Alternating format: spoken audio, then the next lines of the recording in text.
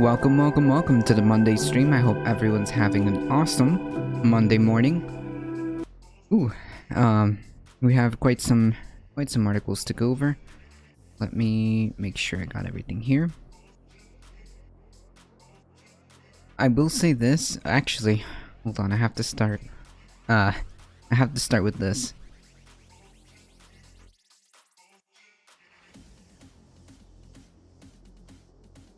Let's see if we can find it.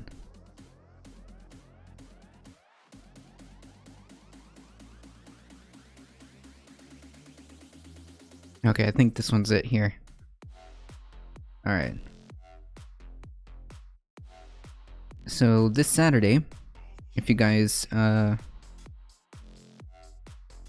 were here this Saturday, I finally got vaccinated. Yesterday was a bit rough. Saturday night was a bit rough, but today I'm feeling a lot better. And, I'm back at it again. Hey, not Richard Warlock. Thank you so much. I appreciate that. 5 months. Keep up the good work. Thank you. I appreciate that. I really do. Thank you. Folks, please make sure, if you haven't already, make sure to go check out Left Flank Vets. Make sure to check out Left Flank Vets. Pretty chill, pretty good stuff. So Saturday, I finally got the second dose. So for me, I'm just glad that I was able to do it right then and there. And it seems like, at least in my area, a lot of people have gotten, or at least like vaccination rates have gotten pretty, or at least they're getting there, because it was easy in and out. I just had to wait my turn with 2 other people, and they did it right on the spot. I didn't have to do an appointment. It was just right then and there. And also, right down the street, there was a drive-through vaccination site. So I think that, I mean, at least in this area, I think that a lot of people are already getting there. So that's good. On that note, let's take a second to celebrate. I found it here.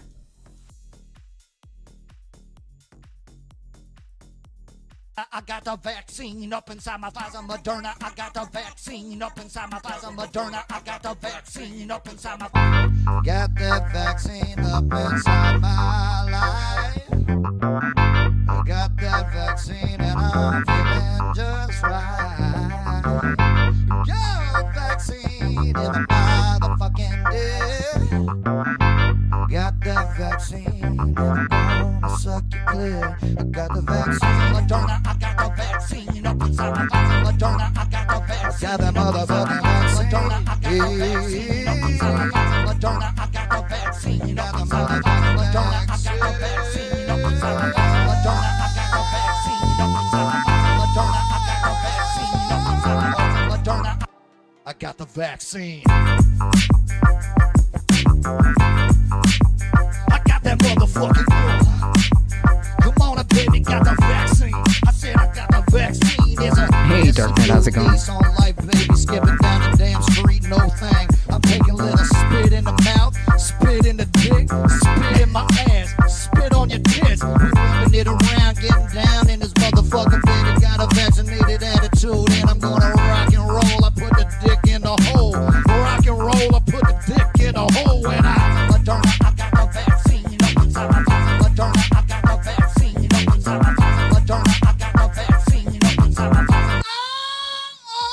Oh, baby, nothing you can tell me. I'm feeling good and I'm walking all around this bitch. I got the vaccine. Hey, yo, I'm motherfucking clean. I'm clean. I'm motherfucking clean with my vaccine.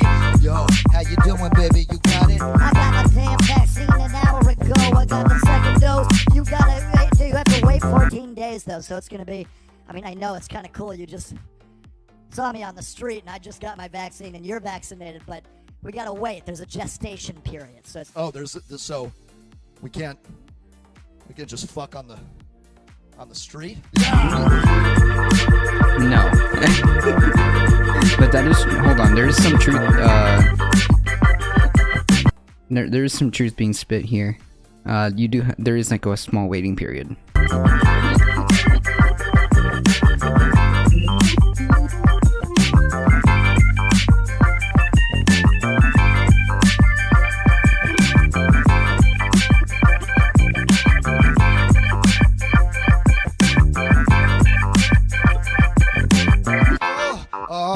Vaccinated.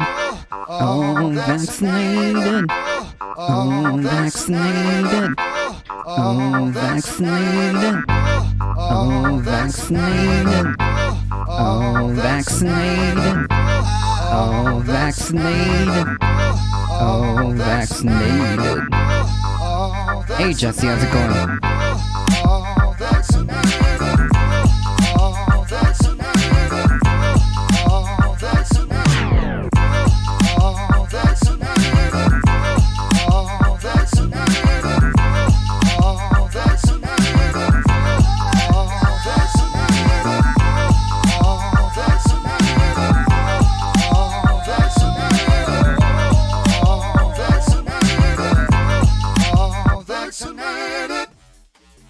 Thank you. That's the old vaccinated song. Oh, yes. That's basically me this Saturday, right? I will say this. I'm glad that... Uh-oh. I think we have a guest. Hold on, folks.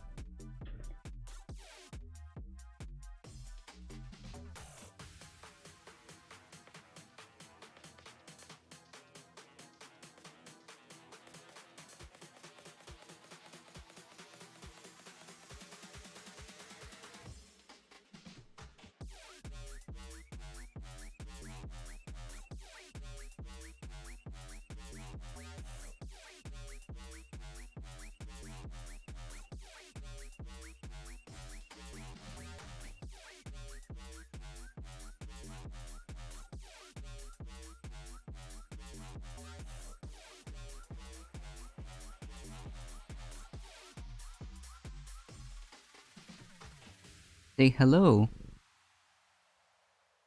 Got anything to say to the microphone? No? Just purring? No?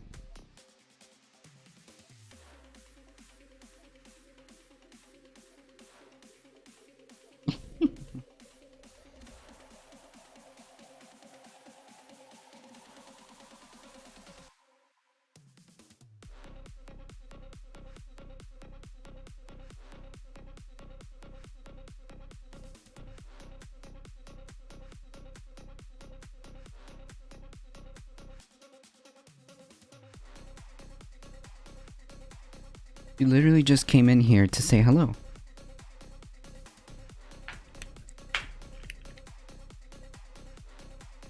That's fine by me. So yes, this Saturday I got the second dose, and I'm honestly quite glad that we're slowly but surely putting this behind us, and also that it wasn't as bad, okay? It wasn't as bad. I felt really... I think like the worst of it... the worst of it was Saturday night, and Sunday was pretty rough. But today I woke up feeling pretty good, and I think that just the soreness of the arm is still there. But other than that, I mean... Other than that, I think like the worst of it is over. So, I'm super glad that I'm super glad that it wasn't any more than this. It gave me back my first. Wait, what? What does that mean?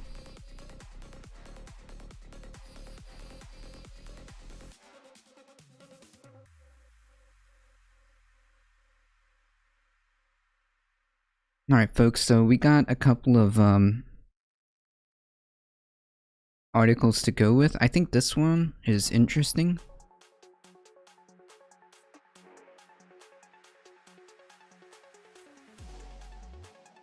Oh, the icon. Oh, yeah. The icon. Gotcha.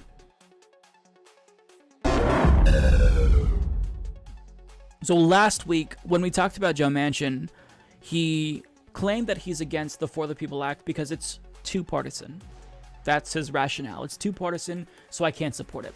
It doesn't matter that in 2019 he co-sponsored the For the People Act when no Republicans I'm not supported drinking it then coffee as yet. Give me well. 10 minutes. I don't know if it was zero. The first day is Republicans worse. at After most. that, It you're was probably good. like Yeah, 1 or 2, definitely. But I think it was probably like. Definitely, that's exactly it right there.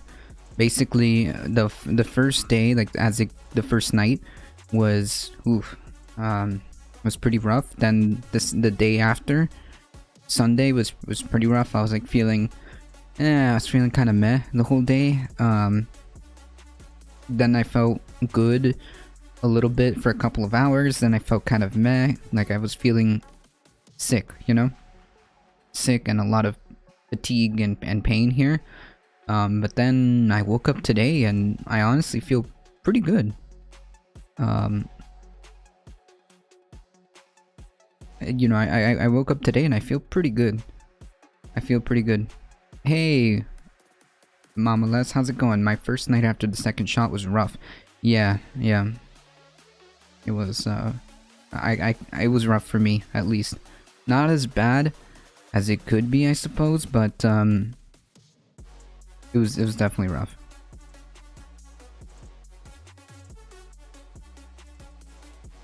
But I think after today, it should be smooth sailing. It was just that one day, just like Darknet said, the first day afterwards.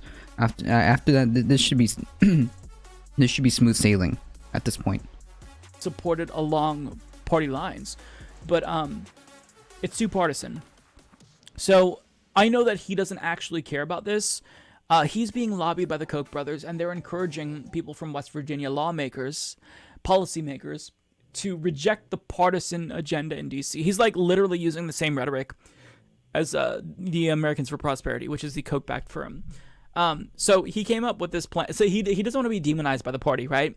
So he came up with this compromise, like a watered down version of the For the People Act, which basically strips away all of the anti-corruption provisions, which is really what's driving a lot of the alarm among the donor class. And he thought that this would get support from Republicans. And Mitch McConnell basically came out and said, "Hey, Joe Manchin, fuck off." He had to expect this, right? Wait. Like, he... Yeah, so again, like this meme of bipartisanship. I mean, like the reality is, if you don't like the bills that are being proposed, then make something better, right?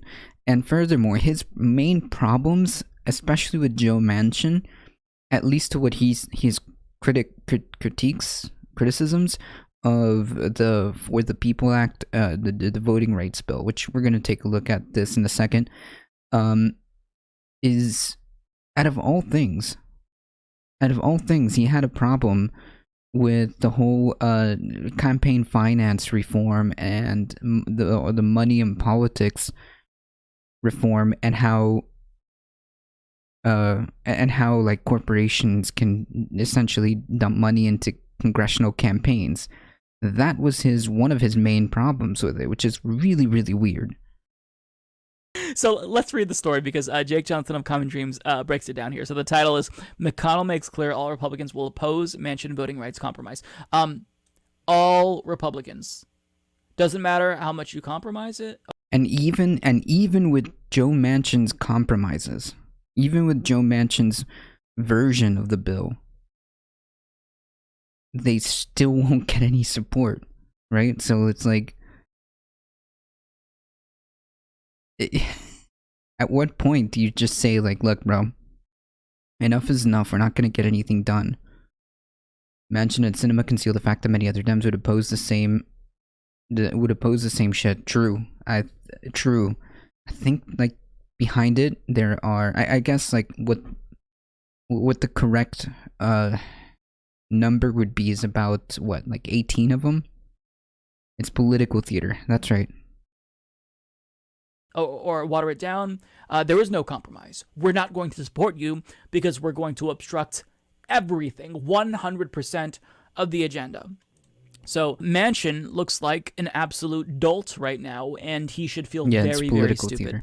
Senate Minority Leader Mitch McConnell unequivocally declared Thursday that Republicans will support neither the original For the People Act nor a watered-down version offered by Senator Joe Manchin. Right, so, like, what is exactly the point here? Like, you're giving concessions after concessions after concession, and then, like, you still don't even get one person on board? Like, I mean, how... Then... At what point do you just kind of come down to earth and say, like, well, these people aren't interested in bipartisanship? Because, like, you keep watering down these bills, you keep giving them concessions that they supposedly want, and then you still don't get votes for it? I don't know. Mitch McConnell drank so much of the Kool-Aid that he won't ever compromise for something reasonable to get anything done. Well, I mean, like, his position is the same playbook that's been used in the past, which is basically, like, as the minority party, his job is going to be, in terms of, like, at least how he sees it politically, his job is going to be, no matter what, it could be good for the country, it could be beneficial to the working class, it could be beneficial to people, but if it comes from from Democrats, it must be opposed at all cost.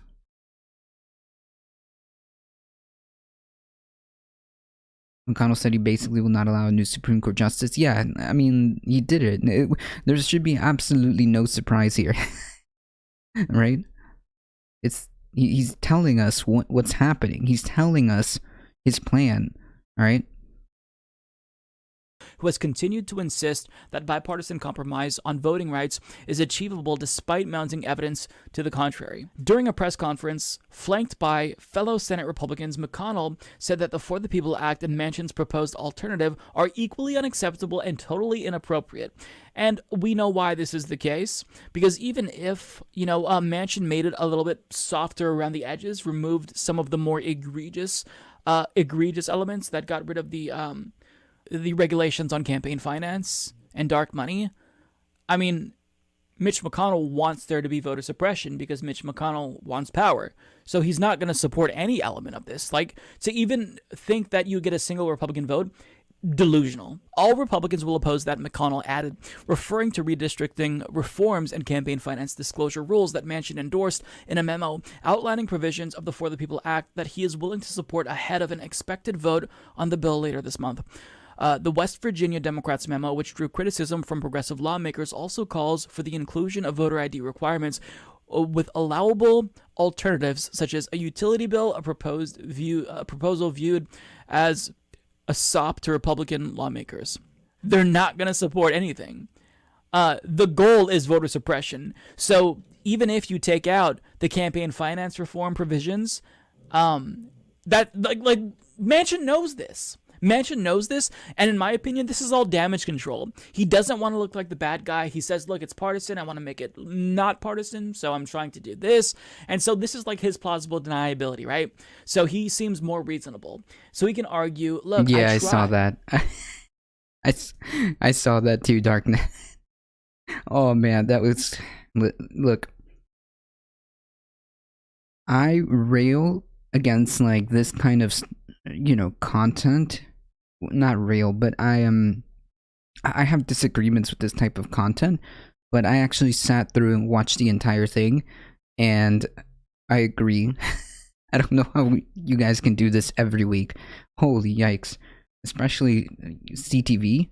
How does anybody, like, stand that guy? I mean, agree or disagree? How do you stand someone like him? I honestly, I don't know. I don't know. He keeps getting on panels. Right? I really tried. I tried to compromise. I crafted a more watered down version of the bill, and Republicans still wouldn't support it. And I can't support something this partisan. So I mean, look, don't look at me. Look at Mitch McConnell here. Give him all the heat. He's the one. Yeah, who he gets the numbers. because he's so egregious. The backlash. It's all about the spectacle, right? Which is my criticism, right? it's embarrassing. Joe Manchin is very stupid. Establishment Democrats have made him the public's black sheep. I 100% agree with that, Mr. Anderson says. Like, even Joe Biden, he loves that he has Kyrsten Sinema and Joe Manchin out in front taking all of the heat so he can say, look, I really tried. Like, I wanted a $15 an hour minimum wage, folks.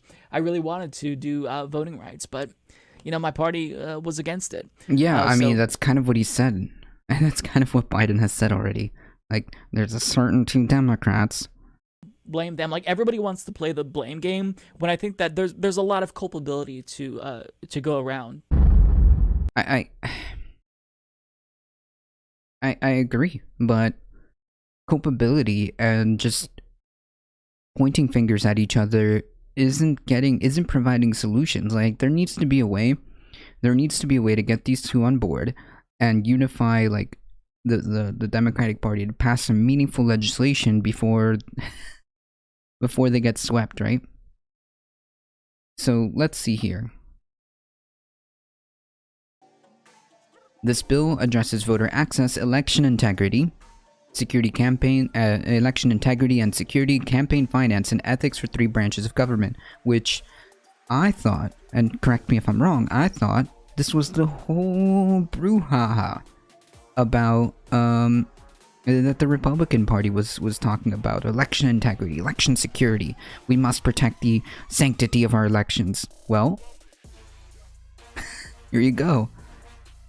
Specifically, the bill expands voter registration, automatic and same-day registration, voting access, vote by mail and early voting, also limits removing voters from voter rolls. Okay? The bill requires states to establish an independent redistricting commission to carry out congressional redistricting. Where is it? Here we are. Because this is going to be a perfect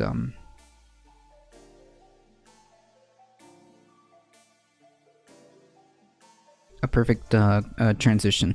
Yes, that's why he's on every panel. It's unbelievably unproductive and quite frustrating, but hey, you know, whatever gets the spectacle, whatever brings the spectacle, right? I suppose. Additionally, the bill sets forth provisions related to election security, including sharing intelligence information with state officials, supporting states in securing their election systems, developing a national strategy to protect U.S. democratic institutions, establishing in the legislative branch the National Commission to Protect United States Democratic Institutions, and other provisions to improve the cybersecurity of election systems, which I thought, again, was the whole brouhaha with the Republican Party, right? Further, the bill addresses campaign finance, including by expanding the prohibition on campaign spending by foreign nationals. That's good. Requiring additional disclosure of campaign-related fundraising and spending. Good. Requiring additional disclaimers regarding certain political advertising and establishing an alternative campaign funding system for certain federal offices. That I believe that's a reference to public funding of elections, which is fine. The bill addresses ethics in all 3 branches of government, including by requiring a code of conduct for the U.S. Supreme Court justices, prohibiting members of the House from serving on the board of a for-profit entity. Now, this is interesting. Prohibiting members of the House from serving on the board for a for-profit entity, and establishing additional conflict of interest and ethics provisions for federal employees and the White House. So, yeah, I mean, like, where's the objection here? The bill requires the president, vice president, and certain candidates for those office to disclose 10 years of tax returns. Again, this isn't an issue, right? Supposedly, this isn't a problem. Are you a liberal? I don't know what that means. I see 0 problems as to why the Republican Party is so adamant about it, other than A, they don't care,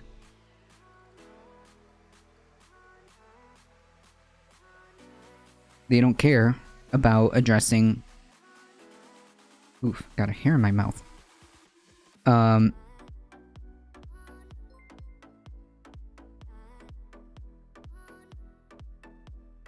Official Timpa, thank you for the follow. I'm a tiger. Well, it's in your name. Well, what? I'm so confused. Not all Democrats are liberal. Not all Republicans are I don't know. This is beyond weird to me. It's anarcho-Bidenism? Yeah, there you go. With eco-Harris leanings? There you go. I'm a human being. That's another one. This is an Anprim stream. True. Hey, Skidded here. Yeah, this is anarcho-primitivism. Hey, Sourcing, how's it going? Would you well to avoid thinking of the world in binaries? Yeah, exactly. Yeah, so basically, that's my point. It's things aren't just liberal, or things aren't just conservative, or Republican, or Democrat. Either way, hang tight, you might find out. Would you by any chance be willing to look at a tweet? If I link it, it's pretty interesting. I've had issues with people sending me links to tweets that ended up not being very good, so how about you send it to me in DMs and we'll look at it separately later? Yeah, so I thought the Republican Party was interested in protecting the integrity of our elections. Because that's kind of weird. I mean, they made up an entire brouhaha about election integrity. And here it is. Here's a solution to it. Having a provision related to election security, including sharing intelligence information, supporting the states in securing their election systems. I mean, I thought that this was the entire point, supposedly. Hey, Alio, how's it going? I mean, that's what I thought they were interested in. Or maybe, at the end of the day, they never cared. Maybe at the end of the day, they never really cared. Voter integrity is a dog whistle for voter suppression. Yeah, depends. It can be. Are chosen? I don't think so. It takes 2 seconds usually before we figure it out. But I mean, I see no problems with this. I see no problems with having a expanded voter base. Those citizens that can vote should be it should be as easy, as accessible, as simple as possible to do. I mean, like, let's be clear here. The vote is is the most sacred part of a democracy, right? It is the cornerstone, the core of a functioning democracy is the ability to vote. It's part of the 3 things that I talk about, right? Strong institutions,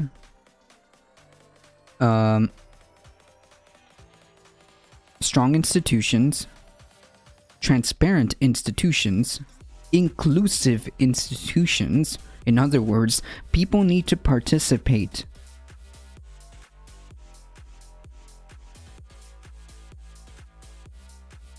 All citizens should be able to vote. True. How do you prevent voter fraud? Wait, what are you talking about? Can you demonstrate with evidence a widespread problem with voter fraud? Because there isn't none. If you can demonstrate a widespread problem with voter fraud, we can deal with that. But there isn't. It's something that's made up in your mind. It doesn't exist, okay? The 0.003% of voter fraud is an anomaly that happens every election, okay? There's always going to be a handful of people who are trying to vote twice or whatever, and they're usually caught. Like, we usually have systems in place to catch those people, and they are now serving, they now have a misdemeanor or sometimes even a felony on their record. So yeah, We already have ways to deal with voter fraud.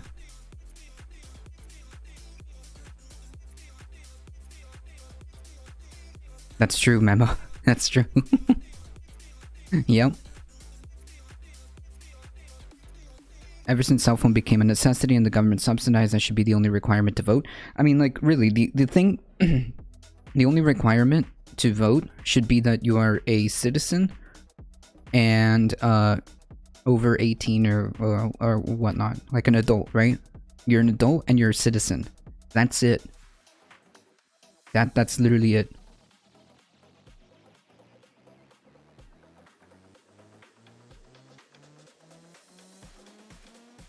If you can bank on your phone, you can vote on your phone. I mean, I would love it, but I'm really skeptical about voting like online. I mean, if it's possible. I mean, they're trying to provide a solution here, Memo, to improve cybersecurity of election systems. They're trying to provide a solution here.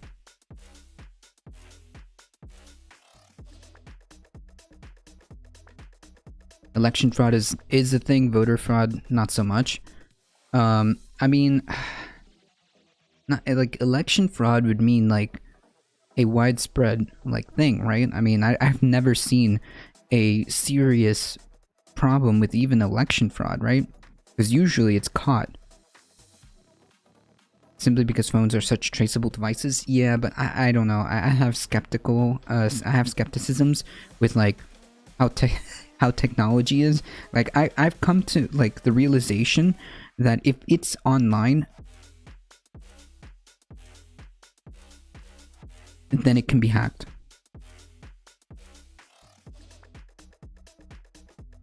And I think that maybe there may come a time where we can access or do this, but I don't know. It's just we have ways of voting. We just need to make it as easy and accessible. But logically, it's easier to vote as it should be. It also comes with more fraud. Not really. That's not even remotely connected to each other.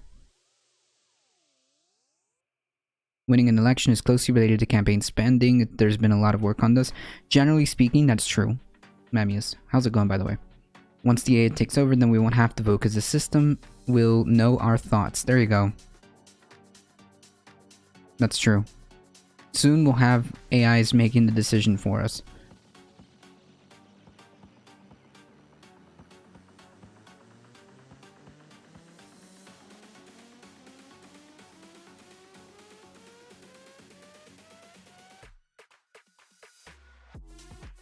Or just move myself to a different planet. It's not even 9 AM and I'm already sick of conservatives.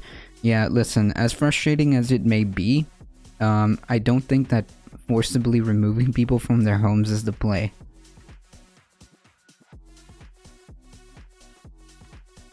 Red lines take care of the rest, true. Yeah, that was a meme. Okay. Okay. It's because Trump lost and more Democrats in Congress, I know. I'm just sick of BS. Well, I think that's the whole point of this, isn't it? To try to dispel some of the BS, you know?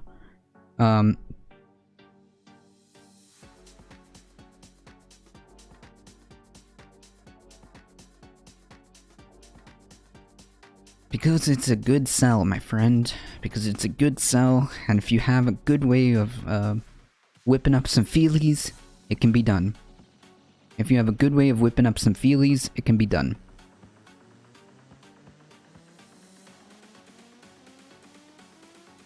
Anyways, the point being...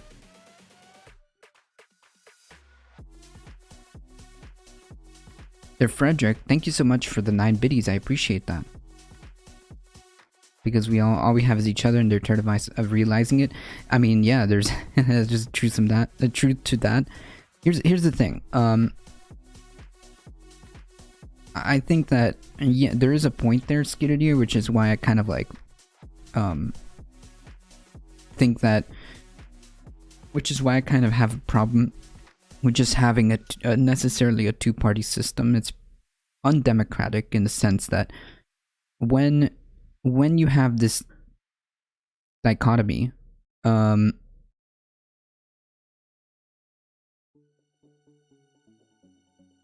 when you have this dichotomy of only red or blue, effectively, it kind of depresses the vote, right? Because people aren't necessarily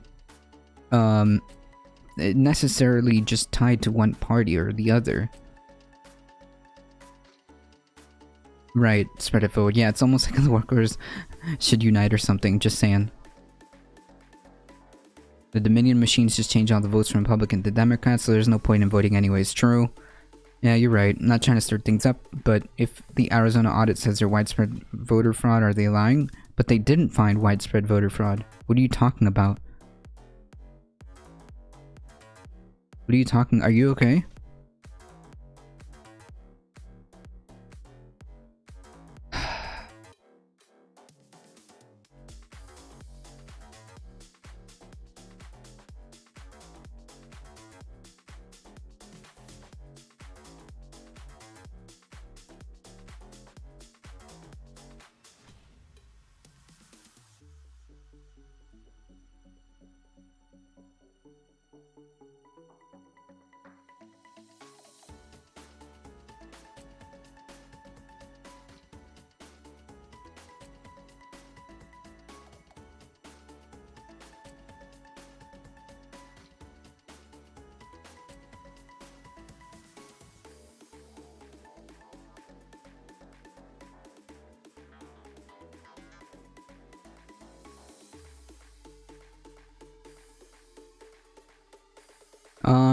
Yeah, it's so far they have found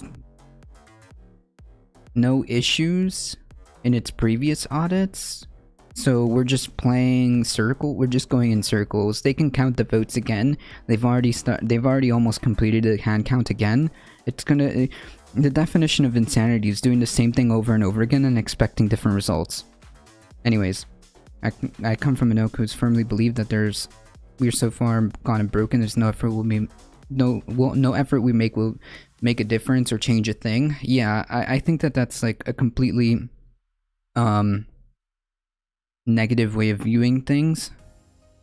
I mean, it's like then at that point, Skidded Ear, like the way that logic holds, and I talked to my mom about this actually, is like if you feel like that there's just no point in doing anything because then nothing will get fixed, then the circle continues and the cycle continues, right?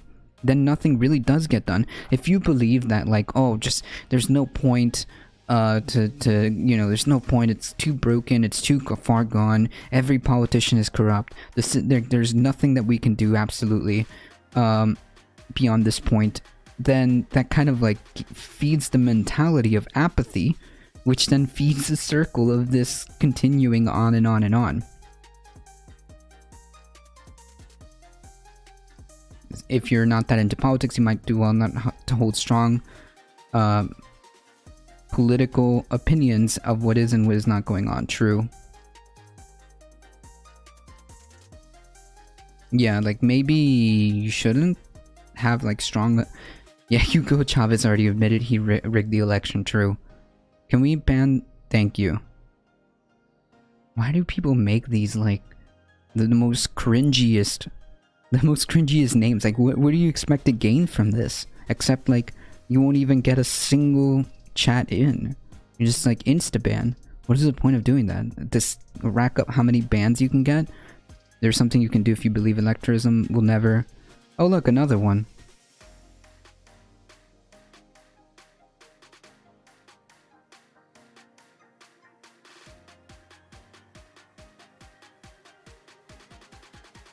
They got it faster than I did.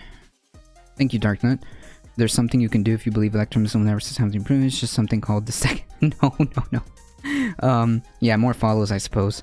Yeah, maybe, hey, listen, maybe just this follow count will boost me in the baby algorithm that Twitch has. I don't know how it works, but they do have, like, they have a baby algorithm. I don't know if it's based on follows. Anyways, it's expected to be finished by June 26th from what I've seen. Yeah, again, they can do this audit in perpetuity. They can do this audit in perpetuity. Oh, good. Here we go. I can ban you myself.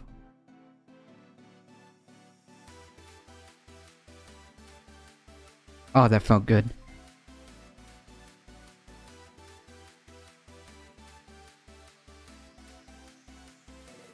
So, listen, official Timpa, there's no evidence of any type of voter fraud, and we've already done audits upon audits. Stop, okay? Just understand that reality is going to be the same, no matter what, okay? Insanity, just think about that. Insanity is doing the same thing over and over again and expecting different results, okay? So the idea that, oh, we'll just wait for the audit, it's not going to change a single thing.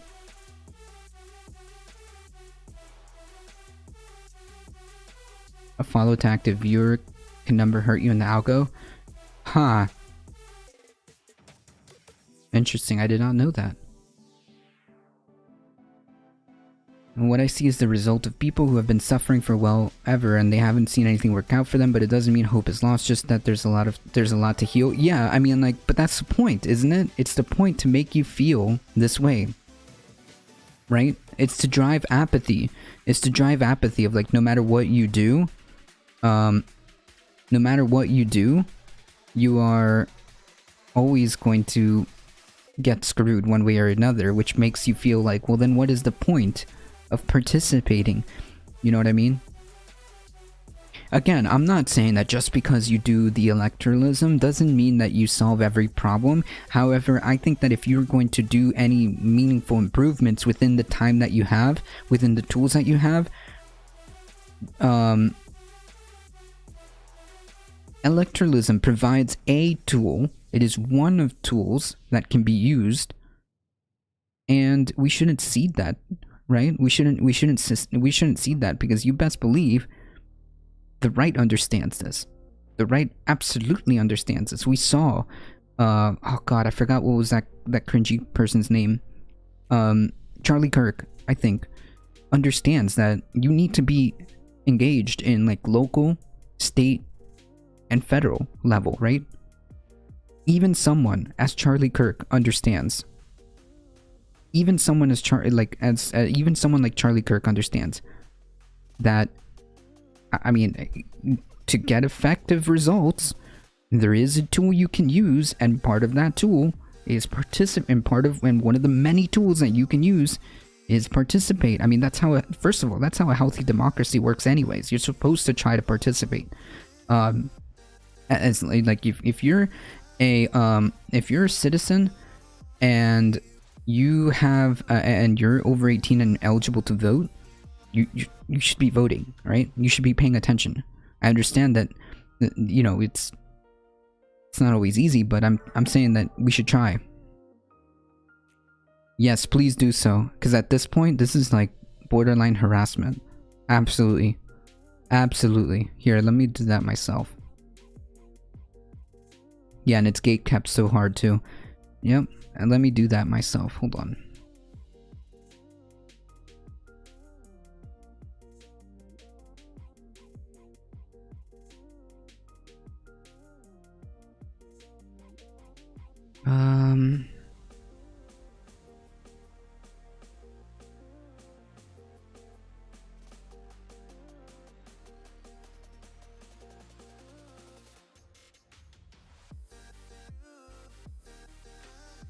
Okay. All right. Easy. Anyways, oh yeah, this is to your point here.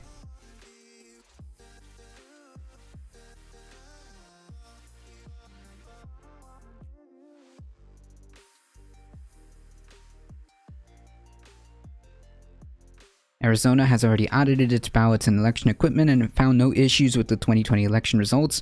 Biden won the state by 10,457 votes.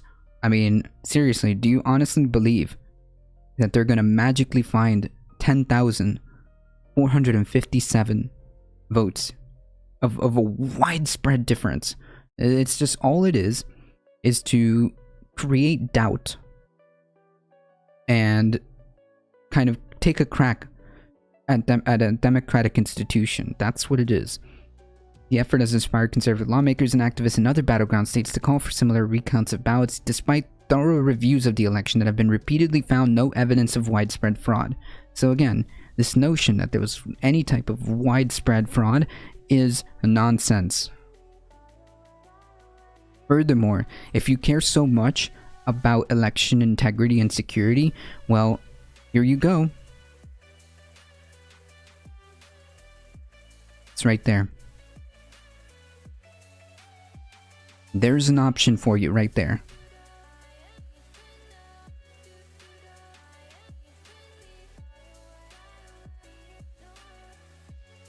Like Trump said, he doesn't need much. He'll settle for 10,600 votes to be found, right? Right? I mean,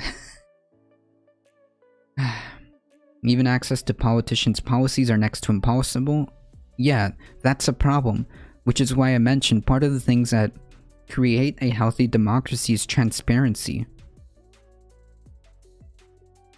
Transparency. Right? How are you supposed to make informed decisions if you don't know what your local government is up to, or state or federal government, right?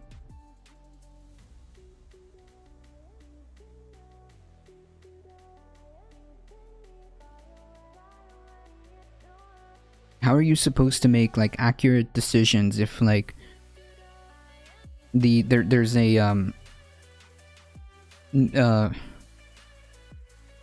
a disproportionate access to information, right?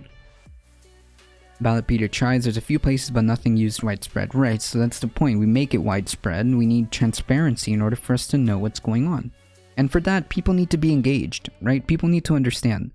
And try to engage with whatever is coming down the pipeline. Who's your local city council? What's going on there? What type of laws are they making? What type of ordinances? Are there ballot initiatives being proposed? Interesting. I get emails from Twitch and I report accounts at 65% rate of Twitch agrees. Yeah, I mean, like, this is a poor, sad soul who has nothing better to do.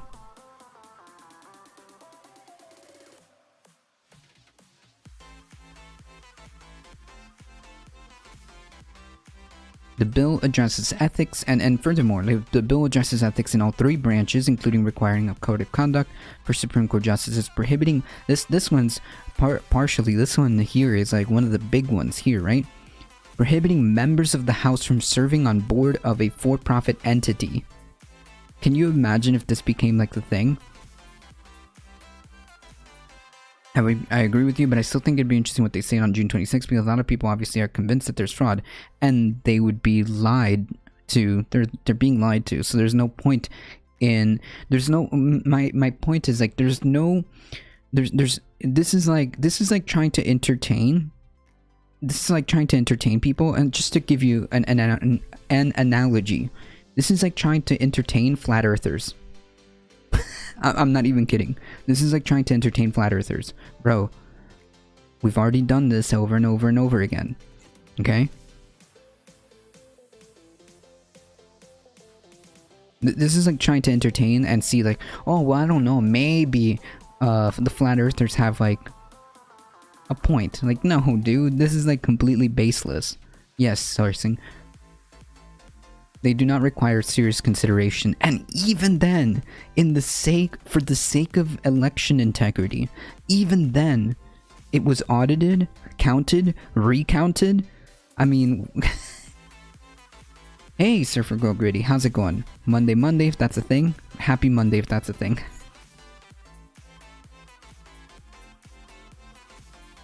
Got lots of cool peeps in chat today. Lots of cool peeps.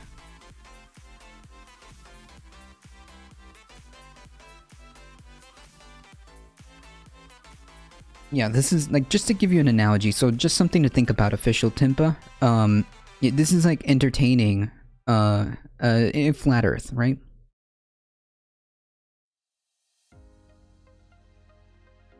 As on YouTubers, on Twitch, conspiracy theories and Trump reinstalled. Yes, I've seen that one in August. The new Q drop or whatever it's called is that he was gonna be installed in August.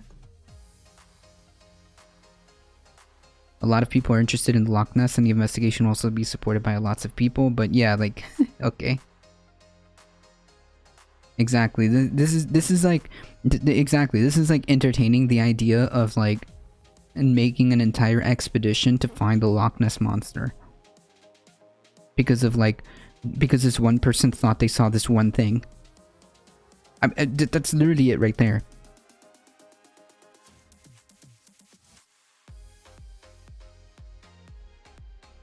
Terrible. I mean, that's one way of describing it. Anyways, so yeah, this is great. It would prohibit members of the House from serving on board of a for-profit entity, which kind of disincentivizes you. It kind of disincentivizes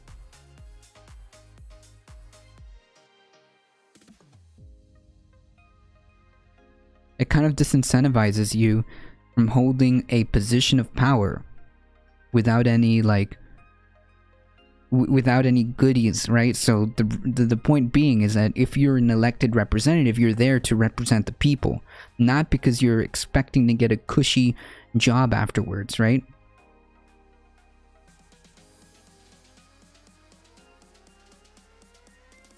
Not because you're expecting to get a cushy job afterwards, right?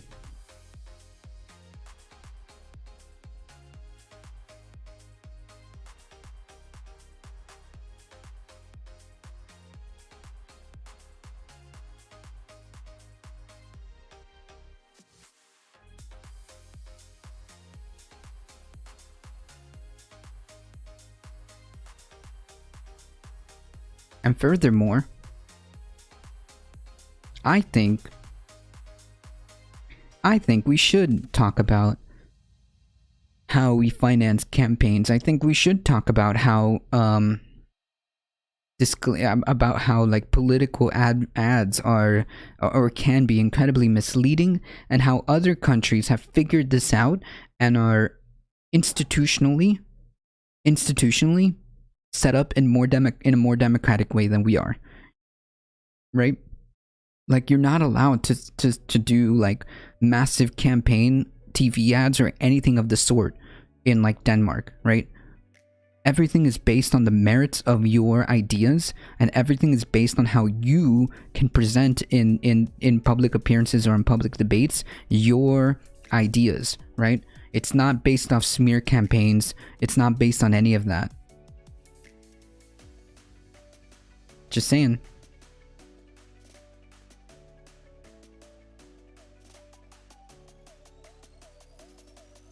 Just saying. And also, this is huge, right? This is huge. This is an attempt to solve the problem with gerrymandering, right? The bill requires states to establish an independent redistricting commission to carry out congressional redistricting, right? So this is an attempt to effectively trying to deal with gerrymandering. That's really what this is. And that's also huge. I mean, why is gerrymandering still a thing? I mean, it is undemocratic. It is 100% undemocratic. And both parties use this because it's a tool. And of course they're going to use this. Of course Republicans are going to be highly, gerrymandered areas. Of course Democrats are going to highly gerrymander areas. But it doesn't incentivize democratic, like real democratic representation, right? Because like, if you have highly gerrymandered areas, you might get stuck. The majority of people might get stuck with the representative that the minority elected. It's not right. Not gonna lie, I did thoroughly enjoy the billboard that some groups had put up during the election. Our biggest intersection showed Trump and Putin shaking hands, but that's how. Because I enjoy a good laugh. Gotcha. Look at the Republican districts on a map, and you'll see why they oppose this. Oh yeah, no, it's incredibly gerrymandered because it's the. Be honest, it's a pretty effective way of staying in power as the minority vote or minority party. It's an incredibly effective way. It's an incredibly effective way to have a minority power stay in power. It's you know. Holy yikes. What?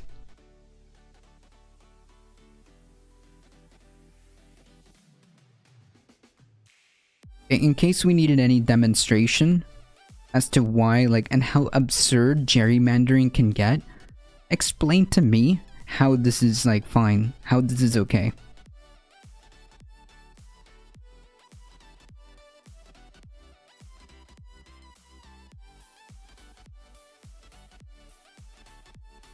I mean,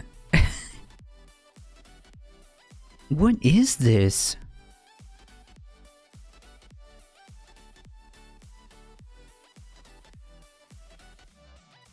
This is the only way. This, unironically, this is the only way a party who's a perfectly normal shape, like, this is unbelievably undemocratic. I mean, like, how do you specifically carve out these specific areas just so that you could win a seat, right? He looks like an old man being on South Houston.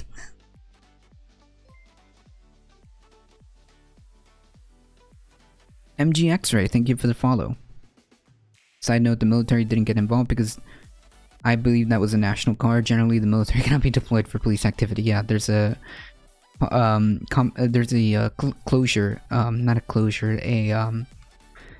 there's a segment amendment rule that the military cannot be used post comitatus. Yes, thank you, Memo, for the record. Hey, Pineapple.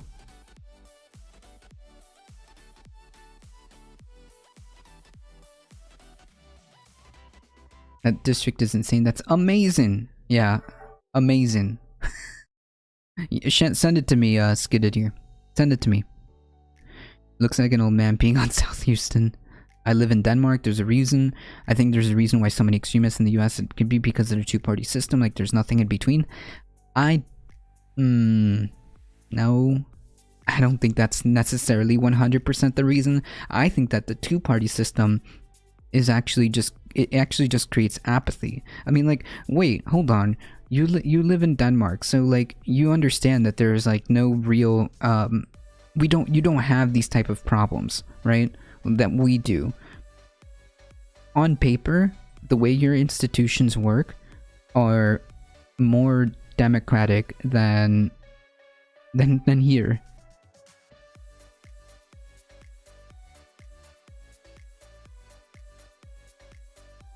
My take is that we only have two right-wing parties and they pretend to be more different than they are. I mean, like, I don't think that that's 100% true. I think that there is obviously overlap into how they work together in terms of, like, especially with, like, you know, donors and corruption. I do think that, but I think that there's clearly you know, a world of difference between a Trump presidency and a non-Trump presidency, right? Like, granted, a lot of things are a lot of things haven't been addressed, but there are certain small things that make a difference to people, right? I'm not saying that, just again, just don't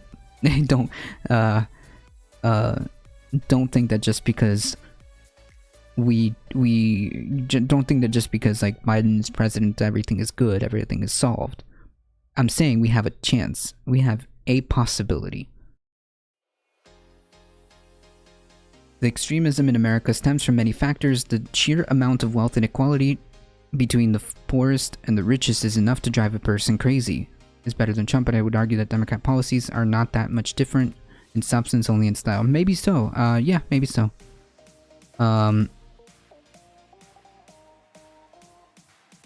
Maybe so. I might agree a little bit more with that statement, Memo. I think I might agree more with that statement. And spread it forward. Absolutely. I mean, like, the whole rise of, like, I mean, I've seen this show called Babylon Berlin, and it turns out like massive economic strife gives rise to this extremism. Our for-profit system with such little help actually going towards safety nets is causing instability. Yeah, and as the income inequality continues to, I mean, become like astronomically unsustainable at this point. It's like this is ripe, right? And this is why we're having these things pop up, and like there are serious considerations here. Like clearly we're having issues, right? This is not a stable society. Clearly we're having problems. Clearly income inequality is not being addressed. And how do you, I mean, if you don't have a properly functioning government to try to address these issues, yeah, that's a problem. If you compare Democrats in Denmark, they're actually right-wing. They're definitely right-wing. Yeah, it's different. Like I said, official tempo. In Denmark, you have, on paper, like the institutions, the way they're set up, are more democratic in nature, where you would have a political home if you are of different, politics, right? You have a chance of being heard with parliamentary systems and things like that, right?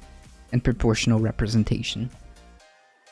I'm upset with literally everything. Yeah, I mean, like, this is why I'm like saying that these times give me, like, especially after watching Babylon Berlin, like very Weimar type vibes, where people are so disillusioned and so like helpless in the sense that like there's no answers coming, right?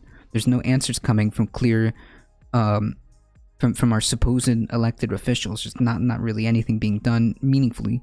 I mean, of course, subjectively there are a couple of good things here and there, but like no meaningful answers being provided by leadership, and these are some serious Weimar vibes.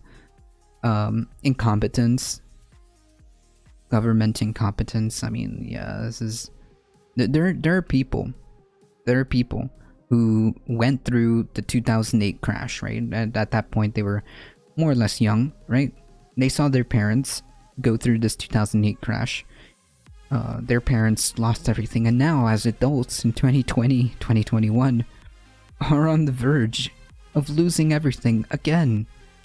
I mean, like, this is not good, and we're not seeing the necessary results. The only thing we're missing is hyperinflation, but that might also be around the corner. Yeah.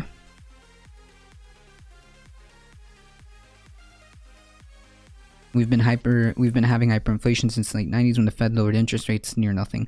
We're going to talk about this. Olo Bustias and Memo, we're going to talk about this. Okay? So the reason why we went on this tangent is because, first of all, we got to make sure we understand what HR1 does, and then let's take a look at what our good friend Lindsey Graham says. Graham calls voting rights bill the biggest power grab in history. That's a really interesting way of putting it. Senator Lindsey Graham said on Sunday that a sweeping Democratic-backed election reform bill was the biggest power grab in the history of the country. In my view, SR1 is the biggest power grab in history of the country. It mandates ballot harvesting. No voter ID. Wait.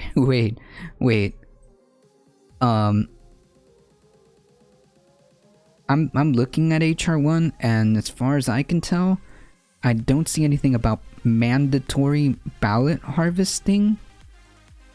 So I don't know. No voter ID.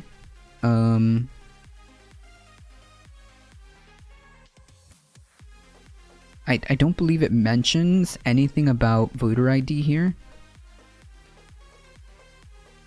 as far as I can tell.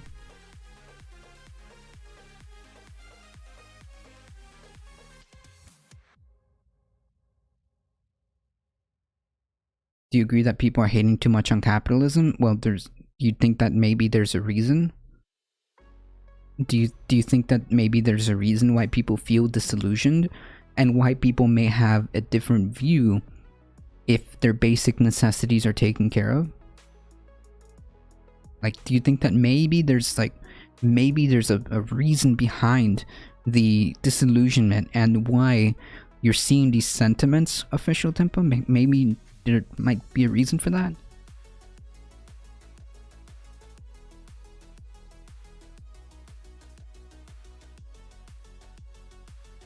It does away with the states being able to redistrict when you have population shifts. That's also not true.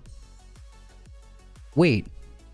This guy is literally lying about every single point of this. The bill requires states to establish an independent redistricting commission to carry out congressional redistricting. It doesn't take away the... Wait, with the states being able to... No, it just says you establish an independent redistricting commission. So congressional redistricting doesn't go away. It's just a bad idea, and it's a problem that most Republicans are not going to sign. They're trying to fix a problem where most Republicans have a different view. Yeah, I know. Graham also said he would not support a compromise offered last week by Joe Manchin, which is what the video we just watched was about. Well, I like Joe Manchin a lot. I know you do.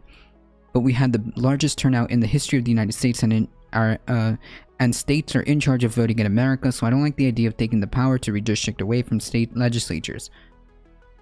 Well, I see what he's saying, so he should have just said that.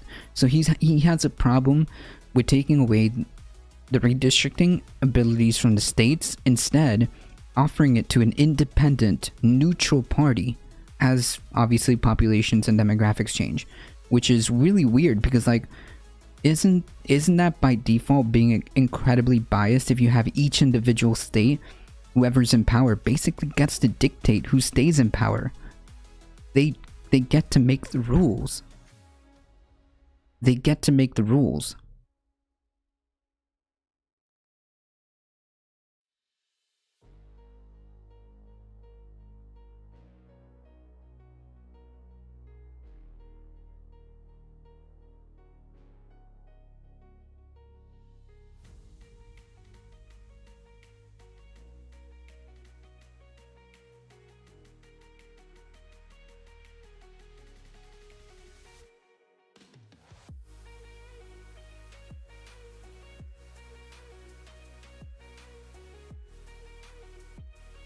You're having people move.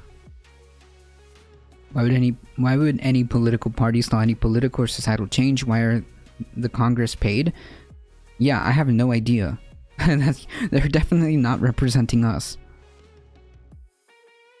The buying a house thing is so effed up. Interest is violence. Well, I don't know if interest is violence. I do think, however, it is pretty broken. The fact that, like, holy yikes, just to like be a homeowner is like incredibly gate kept, right? Unless you have like unless you have like, unironically, like, I don't know, unless you have like a support cushion, becoming a homeowner is unnecessarily difficult. Can anybody here reasonably argue for the idea of interest? I just think that, like, when it comes to interest, I think there may be a place for it, but the problem is, like, I think the problem is it can like really F up things, right? It can really mess up things, and it's like it can trap people depending on how deployed, depending on how like interest is being deployed. Like, it can trap people and you can force people to tread water for decades. I don't know, it just depends on how it's run. Unfortunately, I'm not like economically savvy enough to completely understand it, so the best part of my loan was the fact that I got interest free for 10k deposit grant. Nice. How is money created? Do we not create this wampum out of thin air? So why should we give the tool of interest to rent seek? Yeah, that's a problem. right? Because then it becomes, yes, if you have like rent-seeking behavior, especially with absolutely no reason, just raising interest rates or having arbitrary, like, I don't know, interest rates, it becomes like a problem. Mo should have to pay over 400k for this right to own a piece of property that's valued at least in half of that. Yeah, so I don't know. I think that the right, because that's the problem. Like you get this favoritism and gatekeeping, Darknet, to the point where, like, how are you supposed to effectively be able to handle payments on a house when it's like that? Like, you know, when it's so disproportionate, when it favors and it's so disproportional, right? If you have capital and you have money, then there's no problem. But for some reason, even though a person could probably afford it because it's less than rent, paying a mortgage is usually, generally, less than rent, they get effed out of owning a home.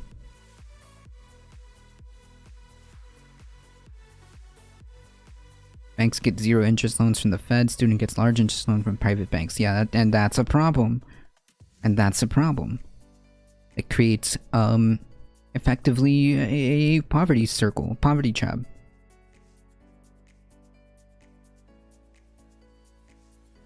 Yeah, it makes people effectively tied and tread water for decades. That's not good. It's not economically sound either. There must be some type of it must be some type of I imagine some type of like reduction in or like cap at interest, and interest applied equally. All right, so if you're rich, then you still have to pay the interest. If you're poor, then your interest is like adjusted, right? I don't know. I still haven't like understood the entire concept of like interest.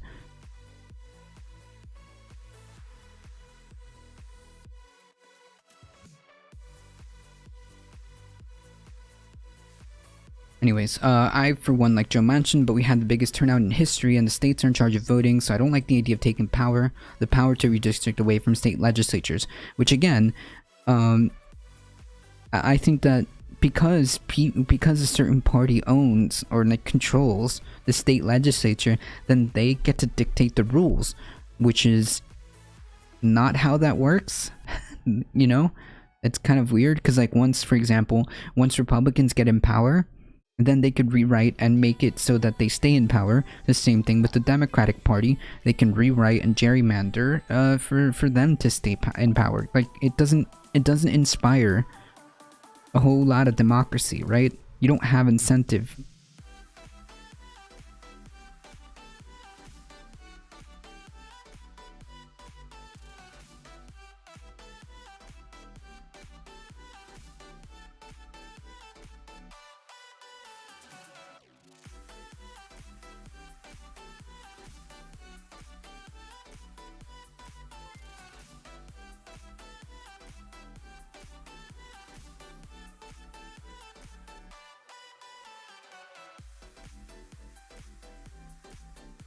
Right, spread it forward.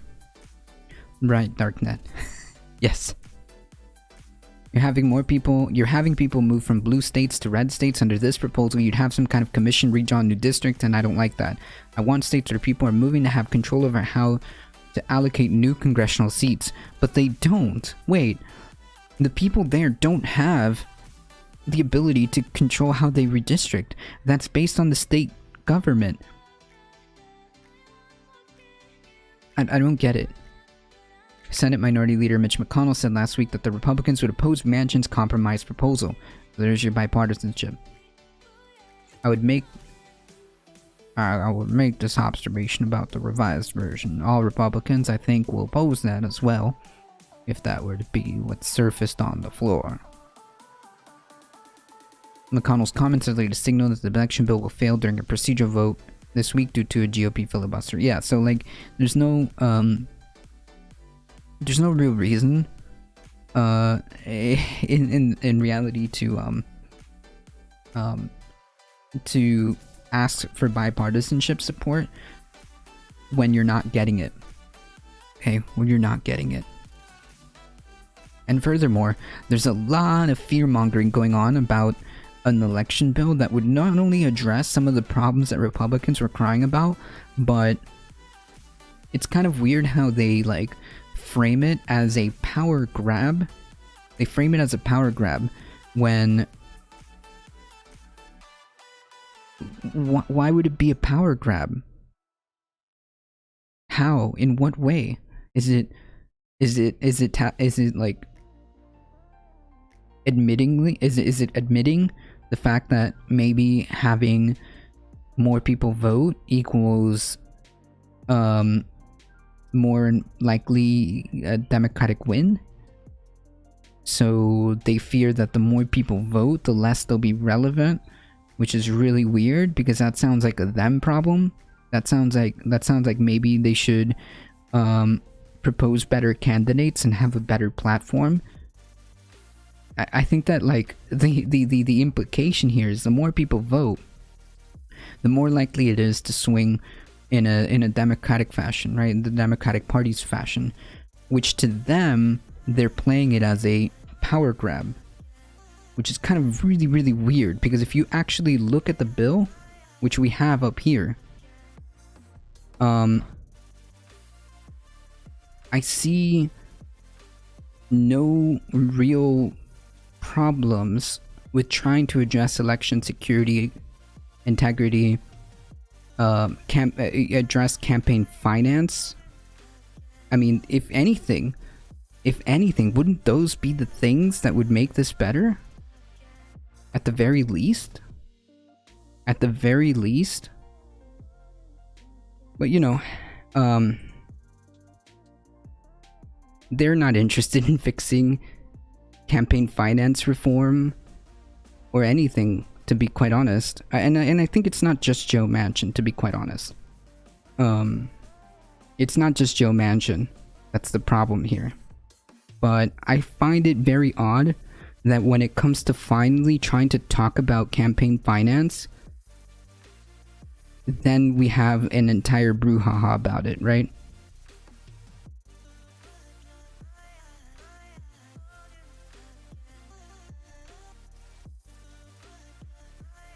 I wonder, like, what does that mean by power grab? By what? Expanding the ability to have voter access, election integrity and security, campaign finance reform, and ethics reform? I mean, like, is that the power grab? Like, power grab by who?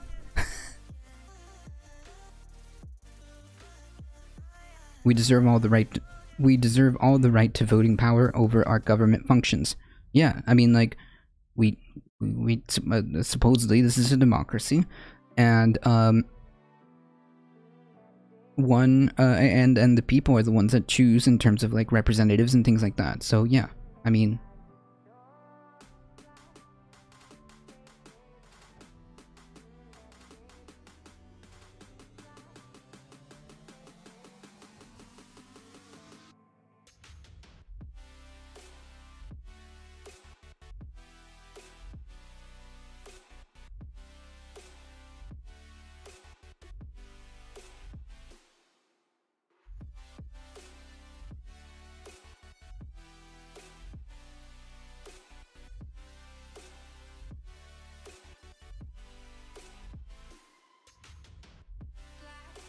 hold on, folks.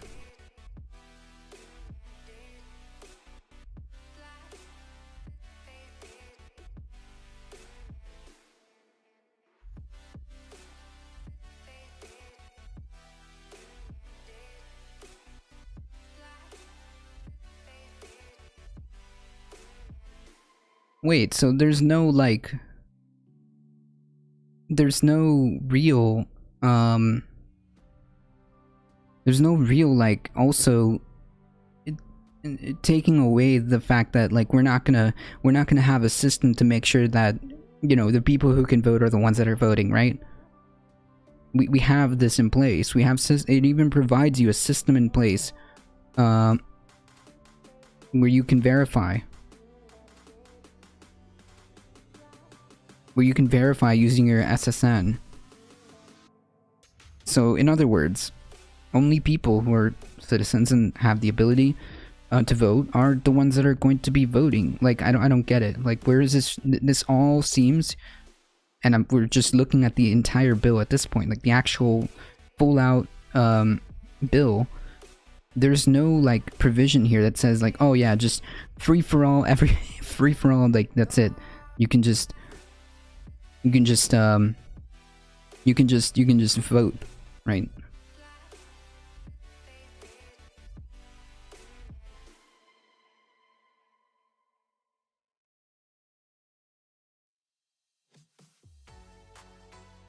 Having election day as a public holiday, I think that's a great idea.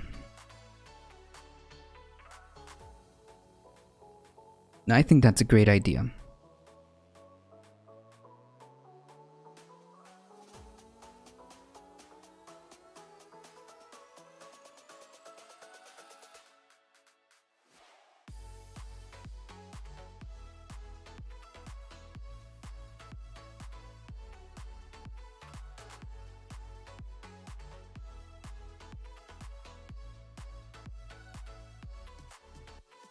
I was thinking about that a couple days ago. It'd be one hell of a libertarian argument to say that employees should have the freedom to determine their own wages. Yeah, I mean, I guess I pose it in a different way. I just kind of like pose it in this way. Shouldn't you as a worker get to determine or have a voice or choice in the area pertaining to your work? Like if you're like an Amazon worker, an Amazon warehouse worker, you should have the ability to kind of like have a voice in what happens in that like Amazon warehouse, right? Like in terms of like safety, in terms of like safety or whatever stuff that happens within your purview, right? Like you should have a voice.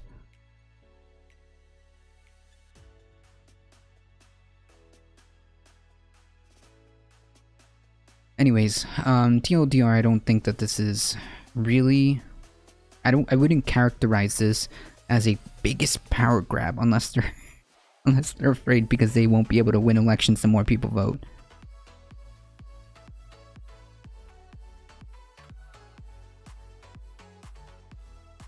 Anyways, don't take my word for it. If you want to actually take a look at the entire bill, sorry, it's right here.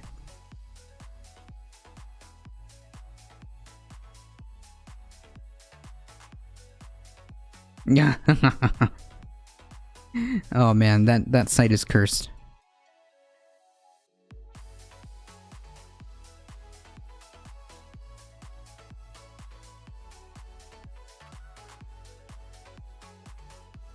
Speaking of hyperinflation, let's take this guy's opinion about this. Big short investor Michael Burry warns that the mother of all crashes is coming and predicts crypto and meme stocks will plummet. Casual investors buying up meme stocks. Whoa. Okay. Buying up meme stocks and crypto are signing up for devastating losses. Again, this is some Weimar year, vibes here. Michael Burry warned on Thursday, all hype speculation is doing is drawing in retail before the mother of all crashes. Stop. Mother of all crashes, the investor tweeted. When crypto falls from millions, from trillions, or meme stock falls from tens of billions, Main Street losses will approach the size of countries. Yeah. Yeah. I mean, this is history, just kind of reviewing itself how things happened back then. That is true, Skidadier. That's why you're seeing these like unnatural and weird price inflation of the housing market. You're right. Burry added that the people's fear of missing out has propelled asset prices to unsustainable levels. The FOMO parabolas don't resolve sideways. The Scion Asset Management boss also sounded the alarm on crypto fans borrowing recklessly to buy their favorite coin. I mean, like, yeah, this is absurd. Holy yikes. This is some serious, like, This is some serious like Weimar year. Like I'm telling you folks, you guys need to watch Babylon Berlin. And see just how right before the crash happened, how like a lot of like the wealthy elite were like preparing to short all the stocks, and were actually planning it, and there were scenes of just regular old people, like just regular Joe, signing up to take massive loans that they knew they wouldn't be able to pay back, for the sake of trying to invest in the stock market. This is exactly it right here. Borrowing recklessly to buy your favorite coins. Crypto always goes through bubbles and crashes. That's true. The problem with crypto, as in most things, is the leverage. He tweeted, if you don't know how much leverage is in crypto, you don't know anything about crypto. Burry returned to Twitter this week after deleting his profile in April. He previously used a social media platform to issue warnings about Tesla, which he's short, as well as GameStop, Bitcoin, Dogecoin, Robinhood, inflation, and wider stock market.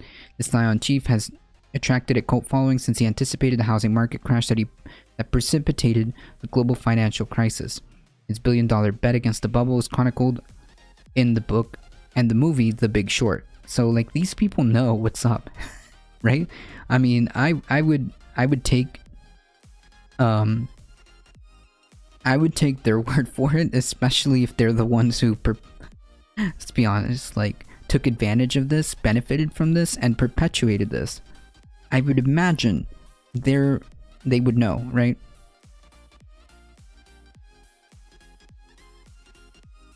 Burry also helped pave the way for the GameStop short squeeze in January, which kicked off the meme stock boom. He bought a stake in the video game retailer in 2019 and wrote several letters to its board emboldening retail investors to bet on the stock. Jesus Christ. Yeah, they know. Is this questionable? Like, is this questionable behavior here? I feel like there's some like ethical questions that need to be asked here. Like, I mean, he's the one benefiting from this, and he pseudo triggered the GameStop short squeeze. I'm pretty sure like there's some questionable ethics when it comes to that. The same thing goes with like Elon Musk tweeting about like Dogecoin or whatever and crashing the market or raising the market at the whim of a tweet.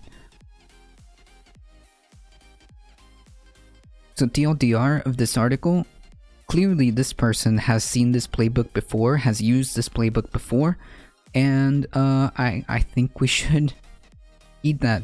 I think we should heed that. I think taking out life savings or loans that you know you can't, like that, aggressively taking out loans or debt to buy your favorite Dogecoin is probably not good, and you're probably like assisting this crash. You're making the bubble bigger.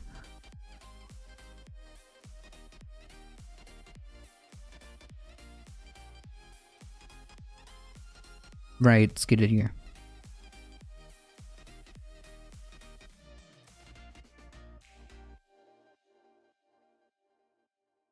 I mean, this is already kind of, whew.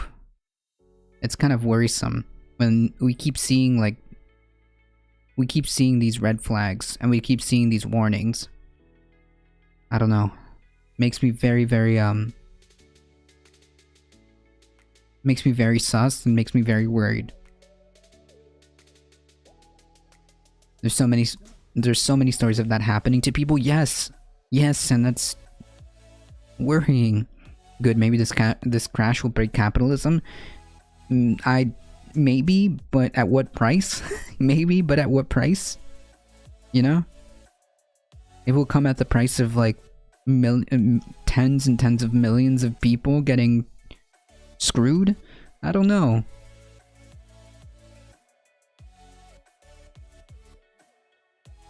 It's just not good. I'm very weary of this, and I see that government is doing just about fuck all to hold these people accountable and to like seriously address like the fundamental problems that, like, again, let's be honest, like a lot of these things have been kicked down the road for, at this point, decades, at this point, decades, right? Because it's not this kind of like creeping,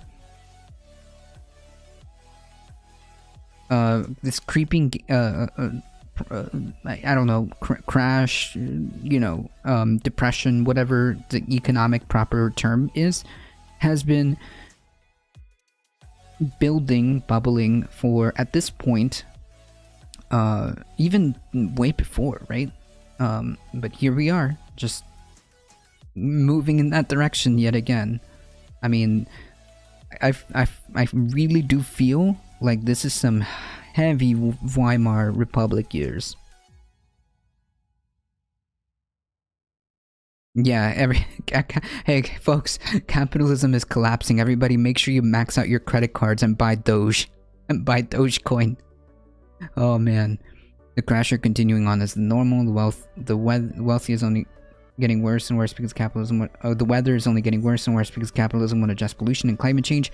Yeah, I mean, like, that's a whole other separate, like, problem in and of itself, which I've already, like, pretty much, I think, established that, like, it's just not equipped to solve. Like, capitalism is not equipped to solve climate change.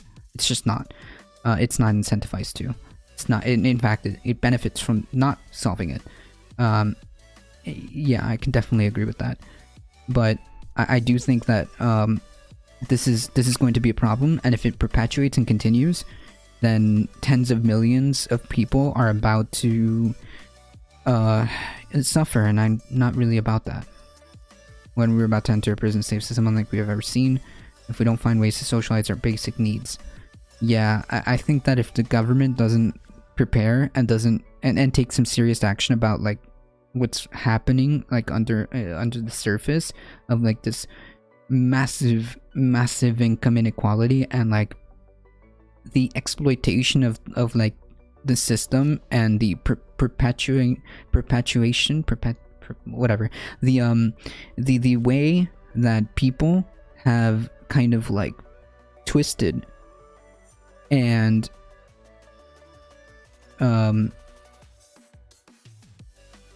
centralized more and more wealth into fewer and fewer hands. Meanwhile, everybody else continues to get screwed, is what's gonna lead to this, right? We're already seeing cities outlawing homelessness as we speak. Yep. Anti-camping ordinance that basically outlaws homelessness. Yeah, like, there's no serious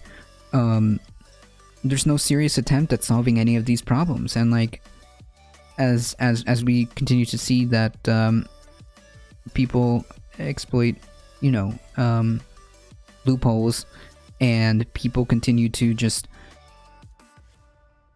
you know, centralize more and more resources into fewer and fewer hands. It's just not good. This is a recipe for disaster. Yeah, studio apartments, $1,900 a month. That is unbelievably ridiculous. Unbelievably ridiculous. It's not good. It's not good, and if we don't have any type of, like, governmental intervention for stabilizing policies, I mean, we're in it for some crazy times, folks. If there's no, like, governmental response, governmental stabilizers in an attempt to curb a lot of this behavior, it's gonna result in bad stuff.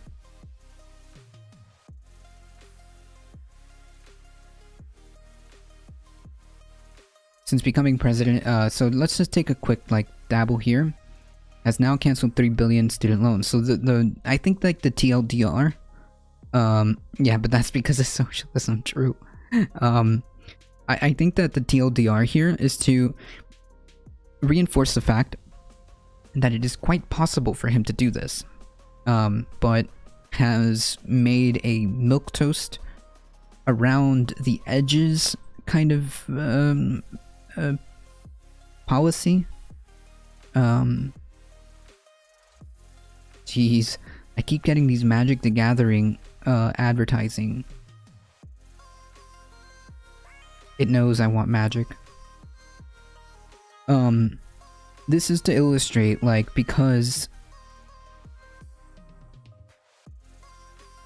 he can do it here, I feel like there might be an argument as to why, like, he could do it as a broad policy, right? Again, this isn't necessarily bad. Of course, you know, all of this helps. All of this is impacting real people.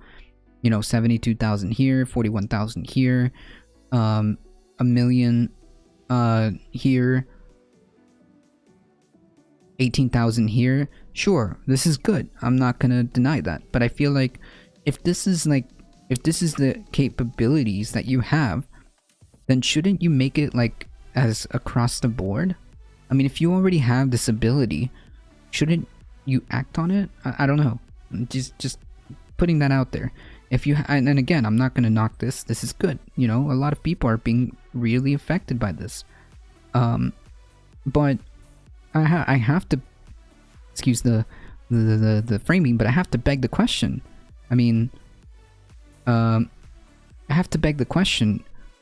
Why not across the board? You clearly have the capabilities. You clearly have the capabilities, right? Knowing that we're entering in some wild waters and some rough waters, possibly economically speaking, you need to do everything that you can to provide as much stabilizers as possible. Student loans would be one of those abilities to try to like add stabilizers to help the economy, right? I mean, at this point, I believe student loans are above credit card debt. Thank you for the crumbs, Mr. Biden. At this point, student loans, I think, have already surpassed, student debt has already surpassed credit card debt. So, like, when we talk about adding stabilizers to the economy, I believe this could be an avenue for doing so. And why not? You clearly have the ability to, right? You clearly have the ability.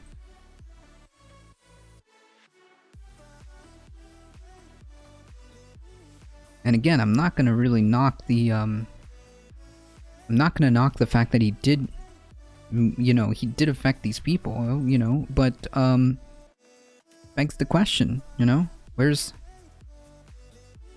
you got to be more aggressive than this.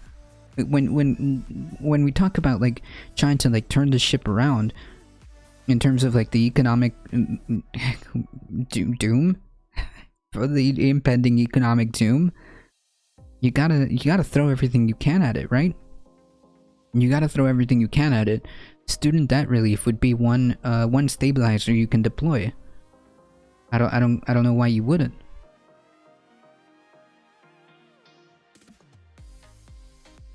Student loan cancellations become both a stimulus and a massive wealth transfer. A massive wealth transfer? To who?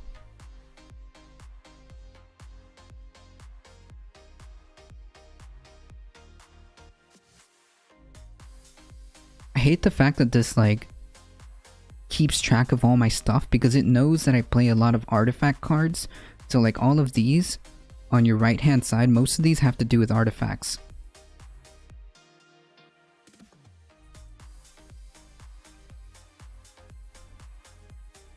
Maybe Biden's trying to get better at something better than nothing, I suppose. But I feel like if he has this ability, because like I don't think that this has to do with like I think that he was just doing this out of his own ability, right? Like through I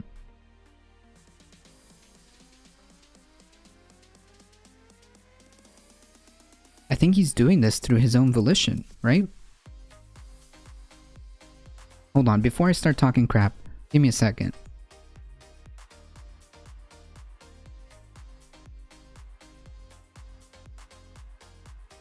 $90 billion? Okay, so part of it's coming from...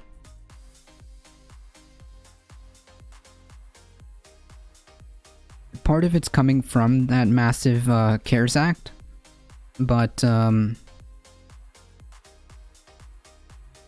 not sure if that's all of it. I think he just unilaterally did this, right? Can somebody fact check me on this?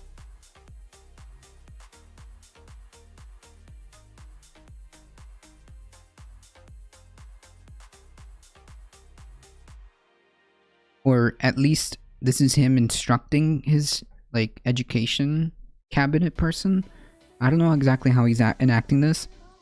You need a plugin to automatically delete cookies. True. That's how they know.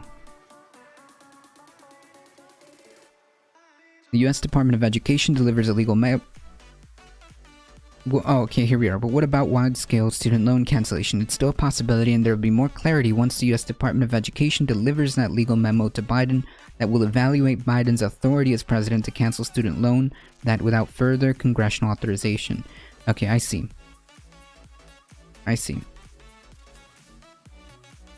Yeah, I think he's hiding behind, like, this is the, parliamentarian, excuse. Hey, Justin, how's it going? Howdy.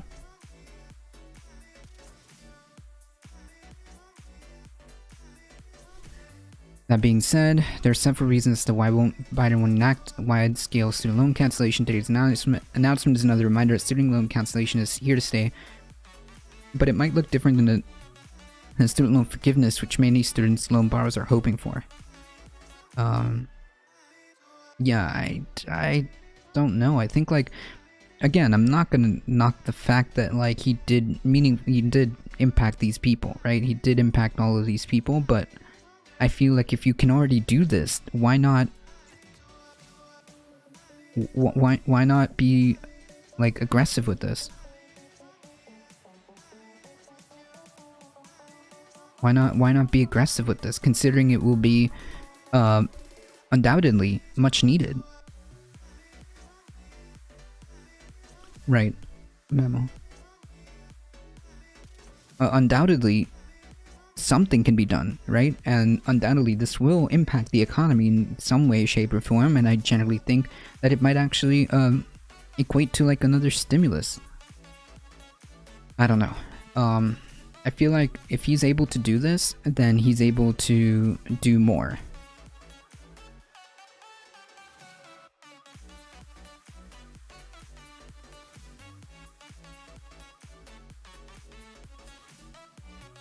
Alright, folks.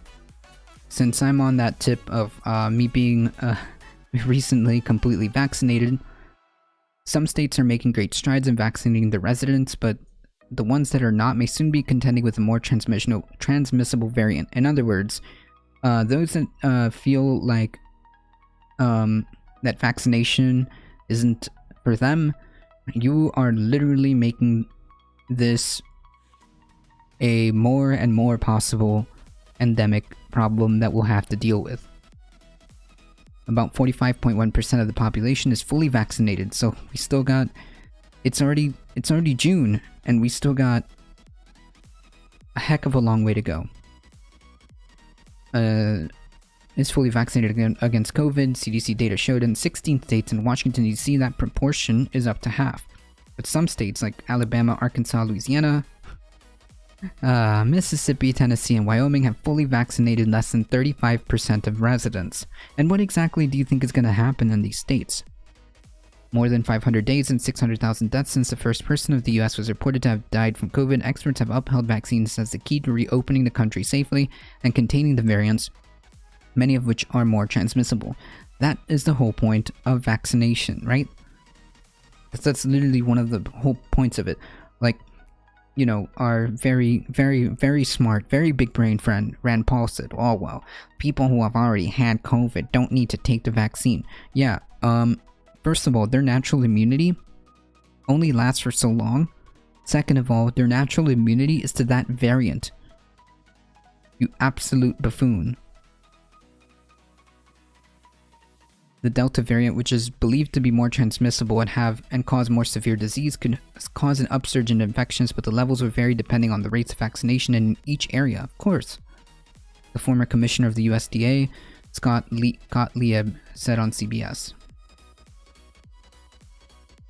When you look across the United States, and, like, the problem is that this is the issue with, like, God, this was the primary problem with the federalist approach to the pandemic from the beginning, going back to the Trump administration to, like, even now. I mean, like, Biden is doing obviously, like, a better job in terms of like getting vaccinations out there as like a national message. But this is a problem with like the federalist approach when it comes to like a public health safe issue, when it comes especially with the pandemic. What happens in Florida ends up affecting other states. Like I don't get it. Like the virus doesn't discriminate of whether you live here or you live in New York. People travel, and what happens in Florida has like very little to no restrictions, and then people move or travel to New York that has more restrictions or less, like to a more heavier restricted area. They could completely negate all the precautions that other state has taken. Completely negate that. Not only that, we're having differences in vaccination rates, and it's all just frustrating. When we look at across the U.S., we see wide variance in terms of vaccination rates. Said Gottlieb, who compared places like Vermont and Connecticut, which have rates over 80% with others that are struggling to get to 50. I mean, that's it. Vermont is done. Vermont is done. New research suggests that less vaccinated areas are at risk. No kidding. Scientists at Helix analyzed 20,000 COVID test results. COVID tests collected in April, and found that the Delta variant is quickly rising in counties with fewer vaccinated residents. Wow. Models for Delta spread now show the fall could see a peak of about 20% of the infections the US recorded in January, but the distribution of those predicted surges is not even across all areas. Connecticut, for example, where I am, shows no upsurge in infection, but Mississippi, Alabama, Arkansas, Missouri, wonder what all of those states have in common. Show very substantial upsurges of infection. That's based entirely on how much population-wide immunity you have based on vaccination. Yeah. More than 300 million vaccine doses have been administered in the US, a feat which had enabled students to go back to classrooms, businesses to reopen, and friends and families to gather once again. But there's still a long way to go.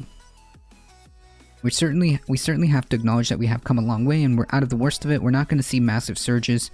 The massive surge that we saw over the holidays. Yeah, because as more and more people get vaccinated, it becomes less and less of an issue, which is the whole point. I mean, you want to get as many of the percentage of the population as vaccinated as quickly as possible before things like this Delta variant become established, and especially if this is a very highly, not only highly contagious, but it seems to be mutating a lot, right? I mean, this is what viruses do.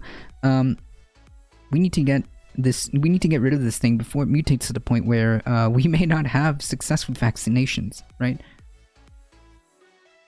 Again, just saying, it could become a situation where if a country doesn't make the herd immunity levels, that it can become just an endemic problem.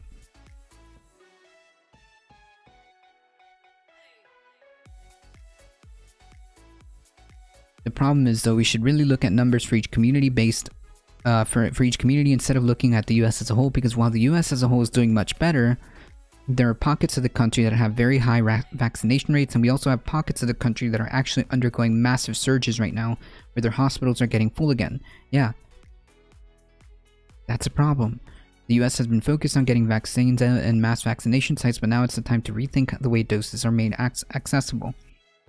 We need to think about trying to push out the vaccine into community sites where people can get it delivered to them to trusted intermediary, and that means going to doctors' offices, schools, place of employment. We need to think about a different vaccine delivery strategy to get the people who are reluctant or still face challenges getting to those access sites.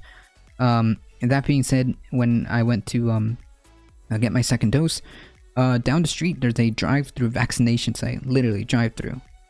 You can just boop, drive through. It popped up, and that's it. While health experts agree full vaccination offers protection against some variants of COVID, when added that it's unknown whether a variant resistance to the vaccine will emerge, which is the whole point, to get ahead of this thing. We just don't know. If it's anything we've learned during COVID is how much we need to be humble in the face of this virus. She noted that its certain new variants will develop, which could make vaccines slightly ineffective, but not entirely. This is another reason why those who are unvaccinated should be vaccinated as soon as possible. That's the whole point. To get ahead of this before it mutates yet again, and before it becomes an endemic problem, before it becomes a yearly issue like the flu, except 10 times worse, right?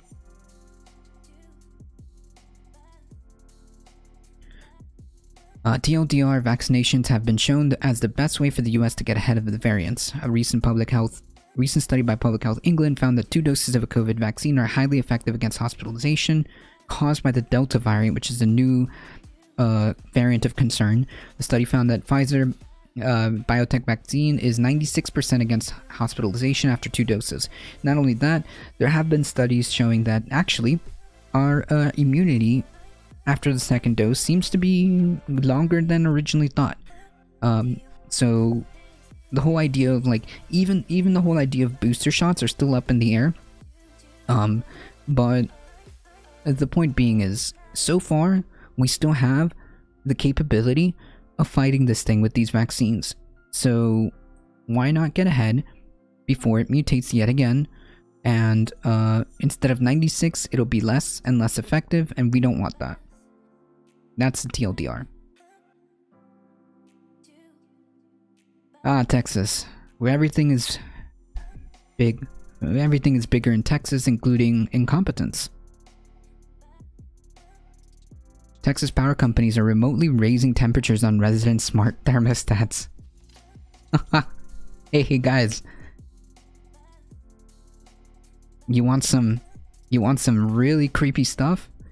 How does the idea of a private company of a company going into your home and remotely adjusting the your smart thermostat if you have one? How does that feel? How does that feel? I have a question for those folks who are super like, you know, the government is intrusive and I don't want the government in every aspect of my life and blah blah blah. How does this feel? Does this feel like good? Does this feel right? Does this feel good?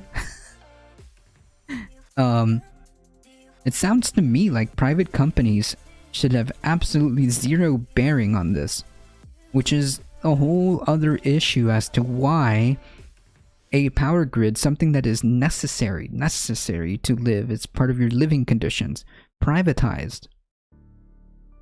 Holy yikes. Several customers unknowingly agreed to the energy saving practice as part of a promotion. Nice. Just sign over here. Don't read the fine print. Just sign over here. You get a reduction in price, but don't read the fine print. Don't read the fine print. Texas is one of several states. Yeah, this is some really sneaky bullshit. True. Texas is one of several states suffering through record-breaking heat waves that's pushing electric grids to their limits. The ERCOT has urged residents to do their part by raising the temperature on their thermostats, with several smart thermostat owners say that their devices have been controlled remotely to conserve energy, leaving them in sweltering homes without a clue as to why. It turns out some of them just didn't read the fine print. Oh yeah, there you go, that's what I'm saying. Right there. Several residents in the Houston area said they unknowingly enrolled in a program called Smart Savers Texas as part of the promotion. So like, they built in the way to like, they built in their way to handle incompetence by shoving that response like that to you, at your expense, I should say. they built in the way to deal with their incompetence by shouldering it off to you. Nice meme. Instead of upgrading their entire electric grid, instead of like weatherizing their electric system so that people have power, instead of spending the money to make sure their infrastructure and tech is up to date, they just they just sneakily make you sign the fine print for a discount, or what is it? What is it? As part of a promotion, the agreement that states in exchange for entry into sweepstakes. Oh, okay. Yes. Wait, you don't even get anything out of it. You get the possibility. Holy yikes. This isn't even like you get a discount on your electric bill. This is just you may or may not have a possibility of entering a sweepstakes. Sign here and we get to control remotely your thermostat if you have a smart one. If you have a smart thermostat. Oh my god. How does that feel? With a private company having this much power? How does it feel? And being completely unaccountable to it. Because it's a private company. Having control of your like home your one of the basic things that you need, which is like electricity, right? Can you imagine if like if that was like the case with water, where like a private company was the one that makes the way of water, makes the water utilities, and then like they just shut off the warm water because they couldn't handle their infrastructure because they're a private company and refused to upgrade or weatherize their infrastructure? Yeah, that's right. They're doing it because they care about the environment. Yeah, that's right. That's what it is. It turns out some of them just didn't read the fine print. Several residents in the Houston area said they unknowingly enrolled in a program called Smart Savers Texas as part of a promotion, according to a report from local ABC affiliate on Friday. The agreement states that in exchange for an entry into sweepstakes, electric customers grant permission for the program's operator, Energy Hub, to control their thermostats during periods of high energy demand. Oh god. This like entire meme writes itself. Brandon English, but also yikes. But also yikes, right? Brandon English, one of the residents WFAA spoke with, he said he arrived home on work from Wednesday and to find the temperature on his smart thermostat had been jacked up while his wife and newborn napped. They'd been asleep long enough that the house had already gotten to 78 degrees, so they woke up sweating. He unenrolled from the program as soon as he found out and expressed concern about how the remote temperature adjustment could affect his family's health. Yeah. Was my daughter at the point of overheating? She's 3 months old and they dehydrate very quickly. I don't know, but the point being is, no. A private company shouldn't shove off the responsibility to the consumer like that. Hey, here's a wild idea. Instead of spending, here's a wild idea. Weatherize your friggin' grid. Energy Hub's website says it's partnered with several thermostat providers, including Google and Amazon. Just saying. And its list of clients include major energy companies such as National Grid, CenterPoint, and ERCOT, of course. During energy-saving events, the program increases the temperature on participating thermostats by up to 4 degrees to reduce energy consumption and relieve stress on the grid. Erica Diamond, Vice President of Customer Solutions at Energy Hub, in an emailed statement to Gizmodo on Saturday.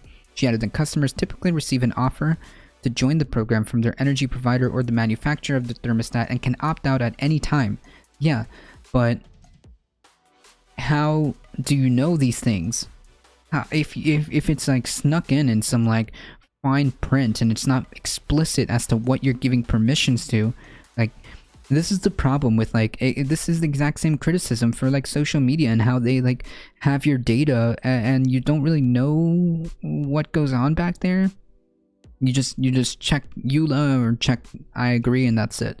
Yeah, you may be overreacting. Like I don't know if that's necessarily how that works, but the point being is like there should be like no reason as to why a private company can do this without it being incredibly explicit. But they're not. It's hidden in the fine print. And oh yeah, you can opt out at any time. Okay, but how do you know that until you realize? By the time you realize, like, wait a minute, hold on, my thermostat's being controlled. She added that customers will typically receive an offer. Yes, on average, these energy-saving events occur between 2 to 8 times each summer. In a statement to Houston-based NBC affiliate, CenterPoint Energy said it conducted a test curtailment event on June 16th from 2 p.m. to 5 p.m. and notified Energy Hub to reduce energy consumption for the residential customers that agreed to participate in the Smart Savers Texas program. Once it received notification, the Energy Hub adjusted the thermostats for participating customers. Participating customers. I use that in quotations.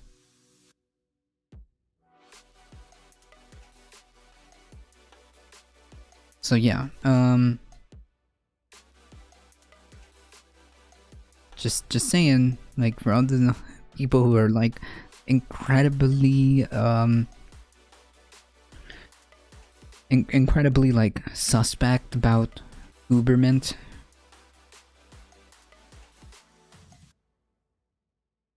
If this was the Texas legislature, at least you can vote them out.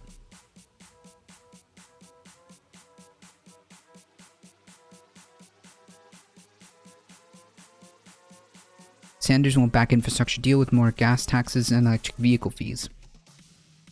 Bernie Sanders on Sunday said he wouldn't support bipartisan infrastructure bill if it included measures such as raising the gas tax or a fee on electric vehicles. Yeah, why would you make it harder to get an electric vehicle? The statement demonstrates that Democrats are at risk of losing progressives in a 50-50 Senate, even as they court Republicans to produce a bipartisan bill. If it's roads and bridges, yeah, of course we need that and I support that.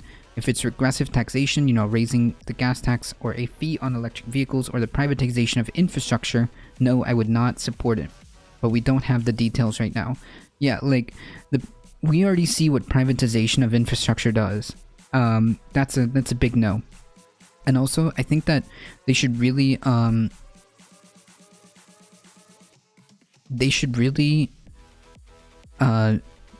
push the entire like green energy infrastructure as like a non-starter. Like if they're not on board with like revamping our infrastructure and making it as green as possible, that's a non-starter. Like if we must do it through budget reconciliation, then so be it. 21 senators, including 11 Republicans, have detailed a bipartisan proposal that costs about $973 billion over 5 years, or $1.2 trillion over 8. The plan would have $579 billion in new spending and would repurpose unspent relief funds, impose a surcharge on electric vehicles, wait, why? And expand the use of state and local funds for coronavirus relief. Senators fired back on measures like added gas tax and fee on electric vehicles, but added that the proposal was mostly good. What is in the bipartisan bill in terms of spending, from what I see, is mostly good. One of the concerns I do have about the bipartisan bill is how they're going to pay for their proposals, and they're not clear yet. I don't know that they even know yet, but some speculation is raising a gas tax, which I don't support, a fee on electric vehicles, privatization of infrastructure. Those proposals I would not support. Yeah, like the idea of privatization of infrastructure is absolutely no. That's a no. Sanders' pushback comes as Senate Democrats continue to weigh spending as much as $6 trillion via the reconciliation process on their own infrastructure package. If the chamber's bipartisan talks fail, or if even the bipartisan package is approved, the Vermont Senator added key issues such as elder care, climate change, and wealth disparities need to be addressed. Yep. I mean, I'm sorry, but like in an infrastructure bill,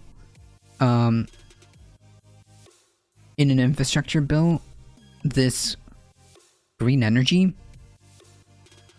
a move to modernize our way of getting energy has to be in this bill. It has to be. If it fails to provide a method or a pathway to remove our energy grid from fossil fuels as much as humanly possible, and begin to work on this problem, I fear that that's like the end of it, right? Like that's it. It's game, set, match. If we can't even get this in a reconciliation bill, if we can't get this in a reconciliation bill, a pathway to try to get off fossil fuels as quickly as possible, as fast and as in many ways as humanly possible, I fear like that's GG. I'm so not going to make it today. I'm dead tired. Oof, hang in there, Surfer Go Gritty. Hang in there. Alright. Depending on your time zone, just think about it. If it's a 9 to 5, it's just a few more hours.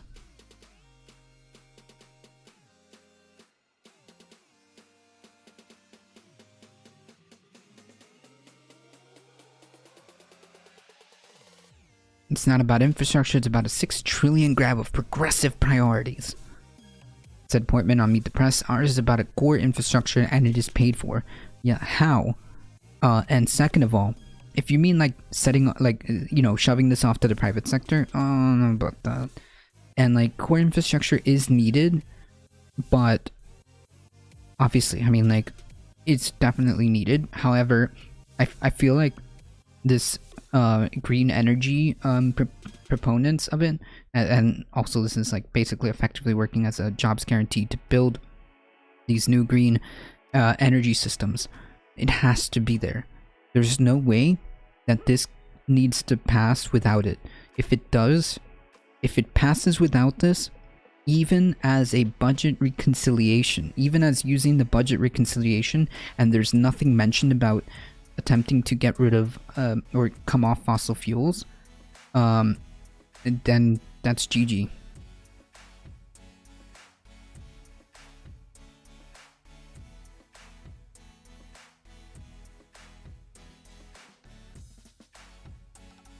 That's just GG.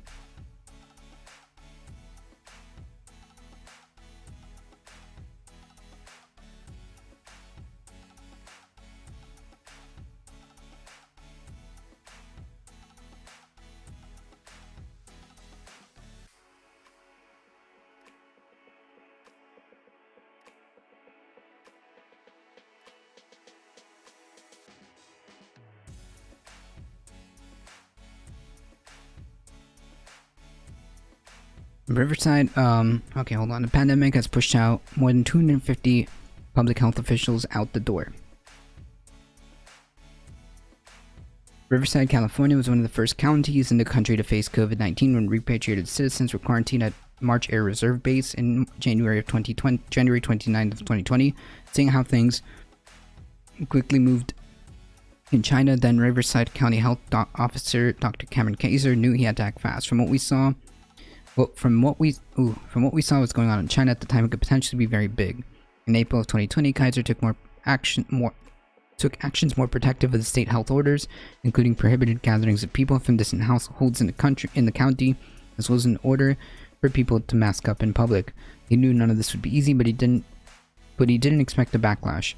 We never really dealt with a situation where people simply told us to jump in a lake when we had to make those necessary orders to protect society. A month later, dozens of citizens came before Riverside County Board of Supervisors, many of them saying that their personal liberties had been infringed upon. This is a classic meme, right? I would say, like, you're infringing on other people's personal liberties by continuing to be a vehicle to perpetuate a pandemic. You're trampling on the Constitution by agreeing to extend Dr. Kaiser's recommendation. Which section of the Constitution exactly? Another said, when we are inside locked up because of health orders, we are weak. The American people are a free people. I never understood this. A fake Twitter account was created with Kaiser's picture and a Hitler mustache, calling them the Führer Cameron Kaiser. Kaiser said there's many people in the community who supported him, and he did try to acknowledge their concerns, but there was also those who were very vocal and angry. Listening to the anger and the vitriol, they were coming from people who had legitimate concerns, but none of them were also frankly simply ways to get at me directly, and this was a hard listen to. Yeah, I mean, like, I don't understand. Like, listen, bro, we live in a society, and I'm sorry, but sometimes the safety of public health is important on whether or not you feel like your liberties are being violated by asking you to wear a freaking mask, dude. I'm sorry. Which is more cruel? Why are you asking these weird questions, dude? Like, this is such a weird question. Anyways. And this is across the board. Like, a lot of health professionals, people who have dedicated their life to public health, are being like accosted for attempting to aggressively address a public health situation, and that required an aggressive approach.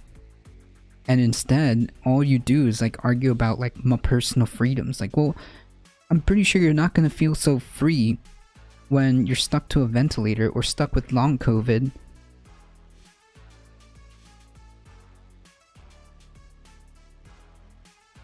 Like, or stuck with long COVID with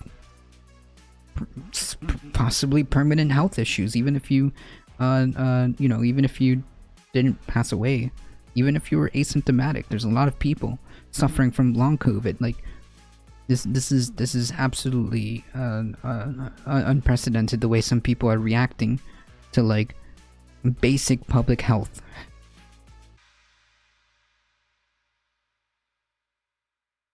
If you're talking about like weird religious stuff, I mean, to me it's always strange.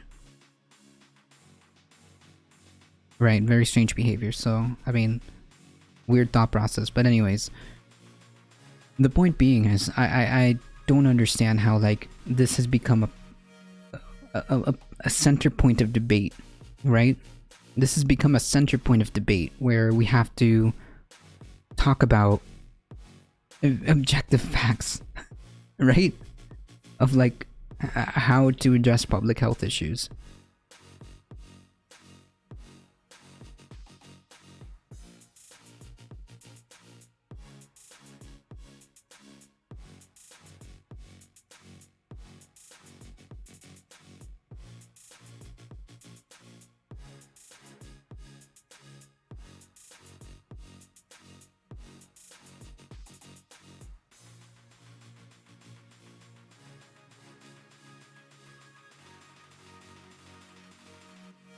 She said that health officials are stuck between a rock and a hard place. They really do play a fairly political role even at the local level, but public health mitigation measures are not political.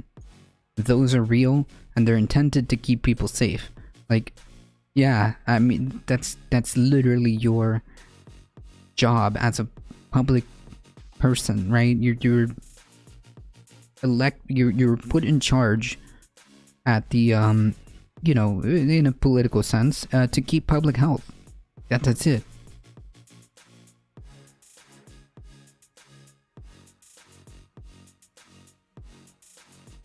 Every 3 years, NACCHO conducts a census of countries' local health departments known as National Profile of Local Health Departments. As part of the ongoing survey, they ask why people have left their jobs. We largely found that they were due to just extensive pressure, elected officials' interference with public health measures, and really kind of efforts to diminish the authority of public health officials during the pandemic. Yeah. Not good. Not good. Not good, and I don't understand like why people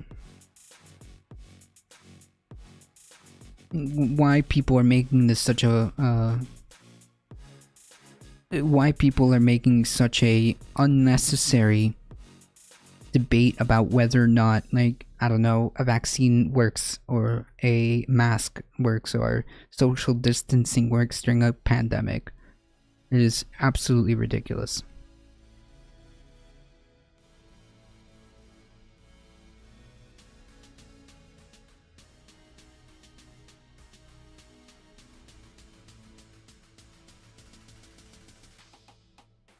Alright folks, unfortunately it is about just close to 11:25.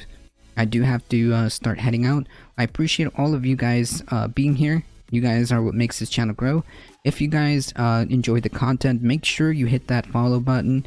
Make sure you join the Discord, do the YouTubes. Thank you for the follow, Gaslight Hero. Do the Discord, do the YouTubes, like, comment, share, subscribe, all that other stuff. Your support is what makes this channel grow. And of course, spread the word that this is the chillest place to be for news and politics. Monday through Thursday, 9 a.m. to 11 a.m. Eastern Time, and Saturday Catterdays. Just join our Saturday Catterdays. We have a great time. We play video games. We hang out with kitty cats. All of that cool stuff. You have a good day. As always, I appreciate you all. Thank you guys so much. Please stay safe. Please take care of each other. I love you all, and I hope to see you guys in the next stream. See ya!